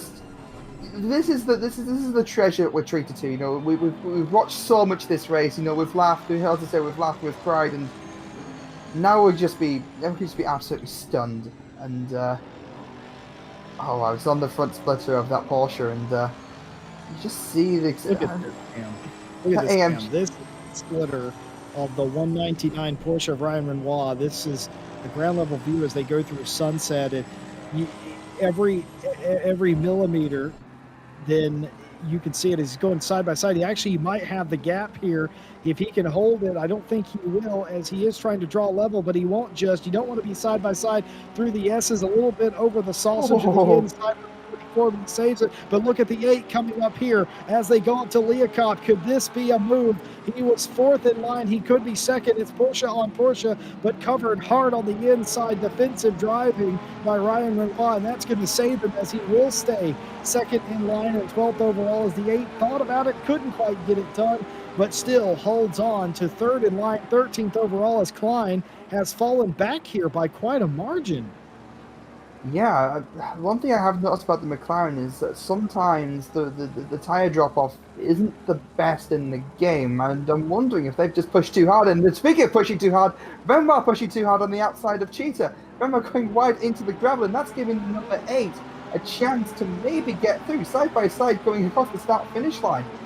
But as it stands going through the kink, the 8 will have the inside, which will then turn to the outside going into turn 2.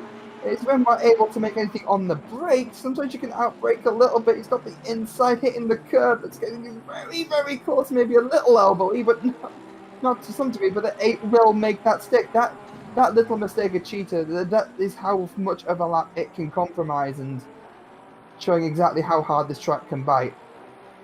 Well, Morgan McCall loved that because now he has a 2nd gap in behind him. So it's clean sailing for Morgan McCall for at least a little while. We'll have to see if Renoir, Klein, and the like can all catch back up. Yeah, the train has kind of separated out a little bit, and I wonder, with the breathing space that McCall now has, I'm wondering if there's any chance at this point to catch the 73. I'm not sure if that's going to be possible unless something happens, but as we've seen so far, anything can.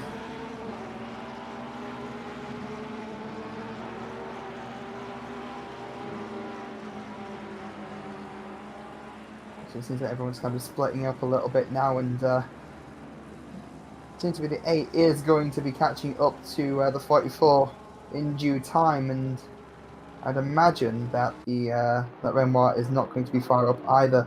197, the Bentley, trying to chase down Heath for P20 overall, and that will be 1, 2, 3, 4. That would be P4 in class for the fight for. Not quite close enough to really make anything work too much, but going back to a race replay, so something's happened up at the front here with the 627. I think that's one of the...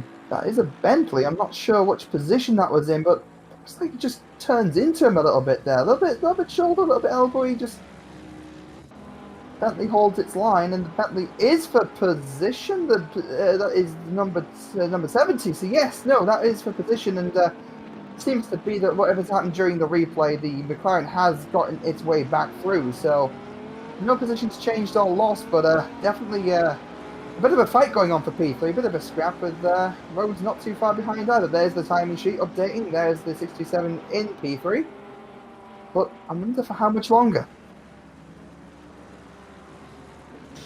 Well, that is going to be the question as a fight for the final podium spot. This is more to the point, but look at Dimitrov going off in the background. That's going to be nothing but lose them positions. Is Mia Rose anywhere near close enough? You think we saw her just there? Yes, I think we saw her just at the end there, just before we cut to the replay. So I think Mia Rose might actually be not that far up the road. Dimitrov in Cheetah hitting the inside curb. We haven't seen a ton of people do that today. But I was wondering, yeah, Josh, I was wondering, though, that was a major off, and I was wondering if maybe that was enough for Rose to get by Dimitrov. Not the case, and that will cool down that battle for third, as Travis in the 627 will be happy about that. But that's how easy it is. Like, opportunity taken away, 2 seconds lost just by going offline. Yeah, that inside curve, it bites. It will kill if given the chance. And there's not a whole lot of runoff. It's not uncommon to see cars skip the gravel completely and hit the wall. So very actually getting off lightly, so to speak. As we see, I think that was the Ferrari. That's the number 71 going a little wide there. But the two Bentleys are chasing each other down. Karashavin chasing down Witchak, and going into the hairpin, not quite able to do anything, but on the run down to Mineshaft, it's all going to be about the exit. Can the 141 get it? It does have the slip. You see Mia Rose in the background there as well, catching up. So the fight for 6th, 7th, 5th, and potentially even 4th, not separated by a huge margin. It's one mistake, one curb clip away from bunching everyone together.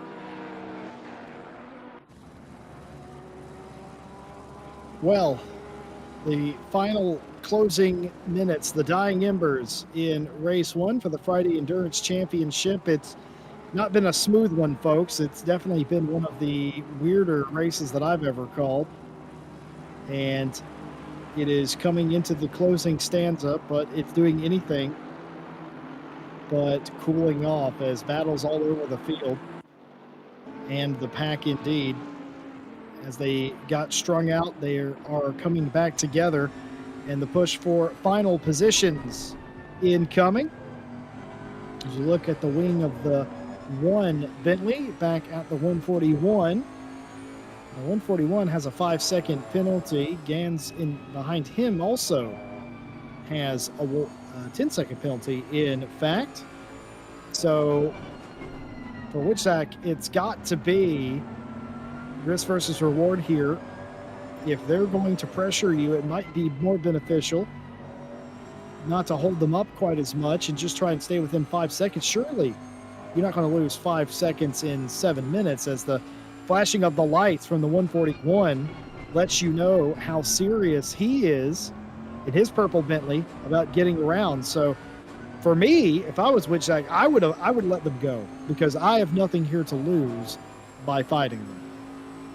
Yeah, I mean, that's always a thing. You have to weigh up that risk versus reward, and right now that's a thing. And the frustration coming in from the Bentley behind, I can completely understand it, but sometimes driving with your emotions, it's not always a good thing, but it can be an amazing thing. Sometimes it's it's a case of just trying not to get too frustrated and making a mistake. It's so easy to kind of do something in anger, and again, doesn't seem like the Mercedes is pulling in on the McLaren anymore. But speaking about the number 8 and the number 199, they have caught back up to the 44. So the battle is about to continue, it would seem. So it's all for grabs for 11th place. Once again, Josh, you know what I'm going to say. 5-second penalty for car 782, turns in on the 111 while overtaking, causing unnecessary contact. 5 seconds for the 27, dive bombing the 141. Warning for car 84 for dive bombing the 404 with contact. 5-second penalty for car 27, overtaking with contact, position not returned. Warning for car 73 for dive bombing the 44, position returned. Racing incident between the 199 and the 73. Racing incident between the 199 and the 71. 15-second penalty for car 722 for taking out the 197. No further action for contact between the 84, the 404, and the 74. Warning for car 101, as they're all very close indeed. I was just about to say, it looks like the number 8 having the outside. It's going to be a little bit elbowy, pushing him wide a little bit. I think there's a little bit of contact, which is very uncharacteristic from what we've seen from the 44 so far this stint, but they're definitely doing what they can to keep those Porsches behind. Warning for car 101 for causing avoidable contact. No further action between the 3 and the 102. 15 seconds for car 101, braking too late, taking out the 837.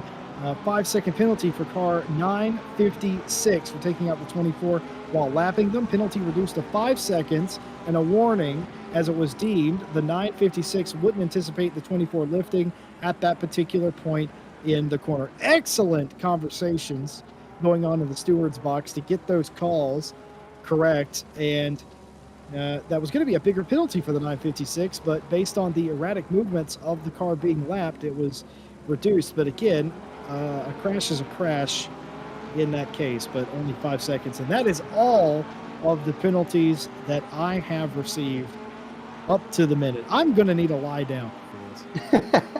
Thing is, you say only 5 seconds, but there is a 5-second gap between 5th and 6th, so, and it's not far off between 7th and 8th. So the Rose car could, the John Lacey eSports car could actually drop down into P7 or even potentially P8, all things considered.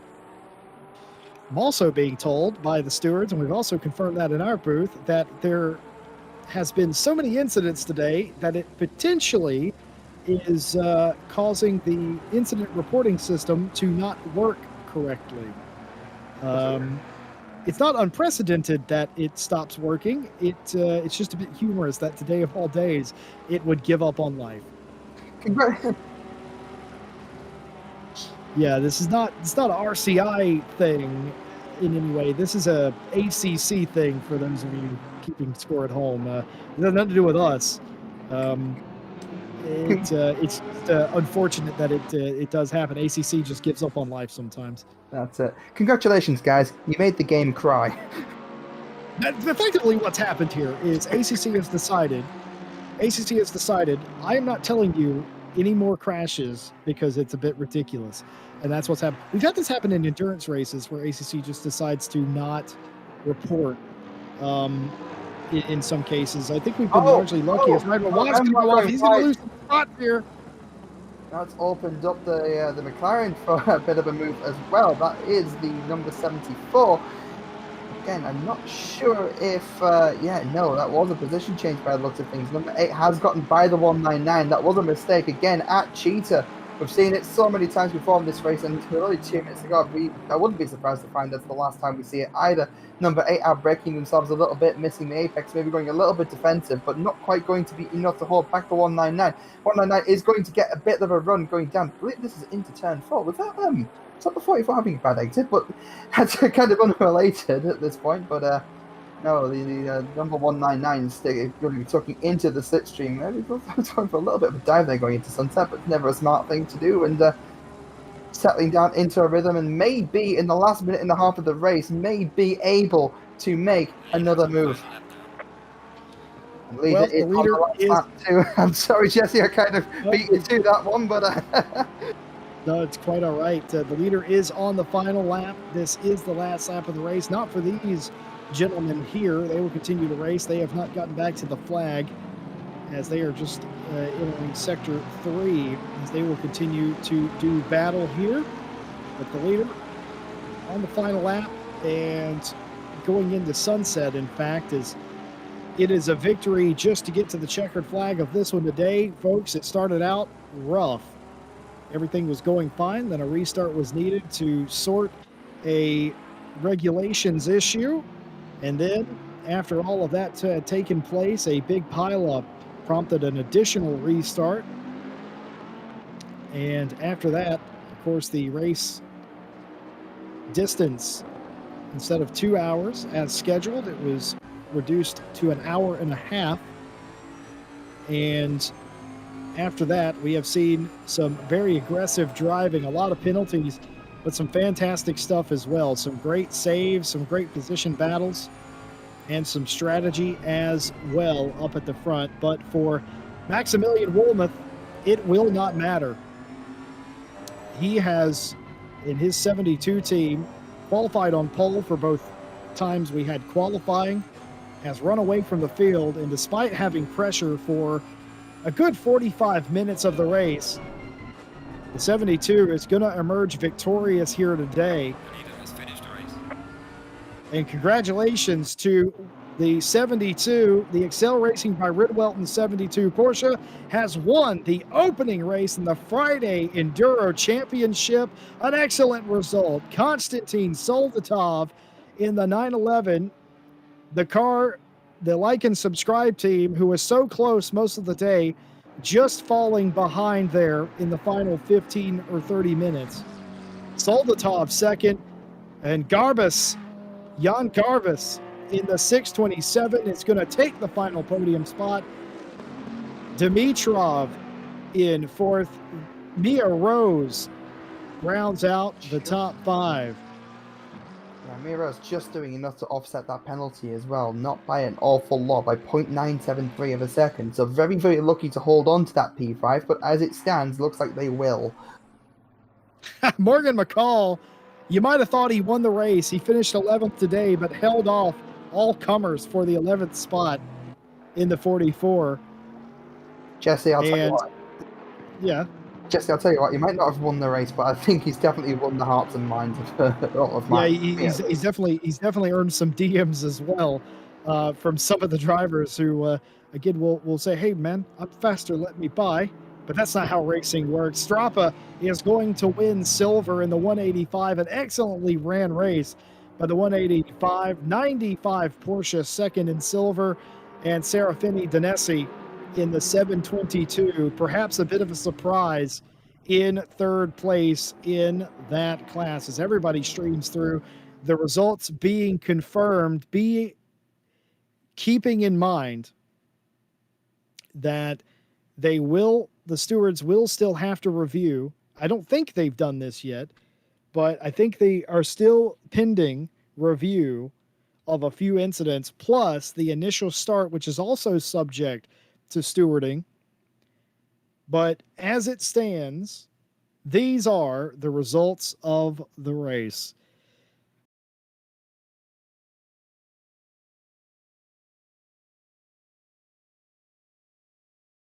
Well, what a day it was here in South Africa. Started with a lot of hope and promise. It very quickly turned into a slugfest for not only the drivers and the teams, but everyone here and the RCI staff as well. For the stewards, I think that whenever they finish up, they're going to earn themselves a very nice rest.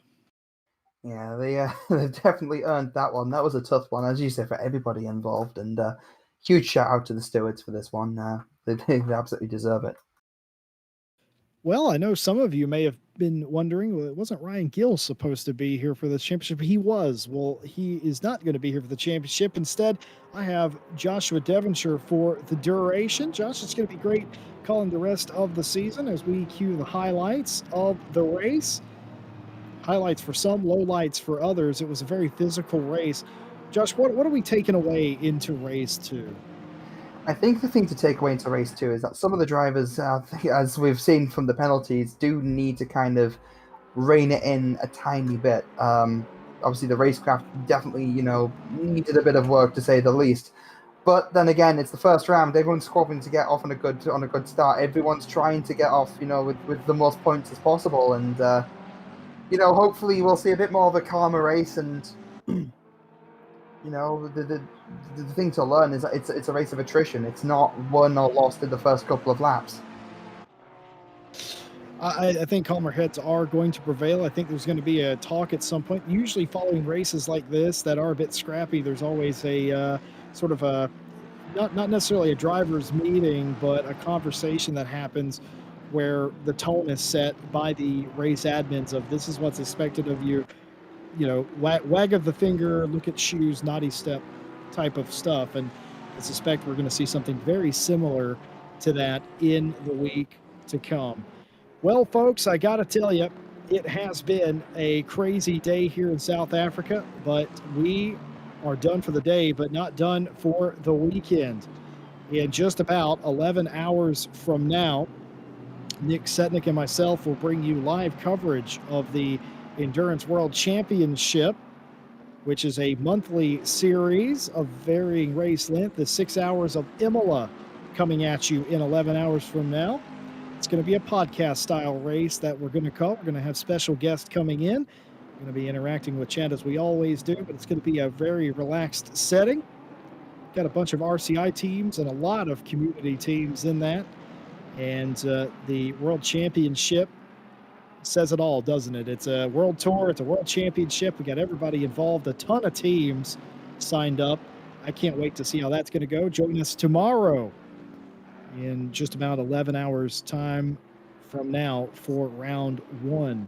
Love to have you there. Again, a big thank you to all of our partners that make this race and every race possible. Race Department, AK Informatica, Driver 61 Fanatec, and Sim Racing GP. Get a discount off your driver coaching by using our discount code at Driver 61. Big thank you to the chat for hanging out and being so fantastic as always. If you haven't already, like, subscribe. Don't miss a single race that we put on here. We'll be back with you in 1 week's time for race number 2. 2 hours, the scheduled distance, as is all of the races. And we hope that the drivers have a rethink and a calm down.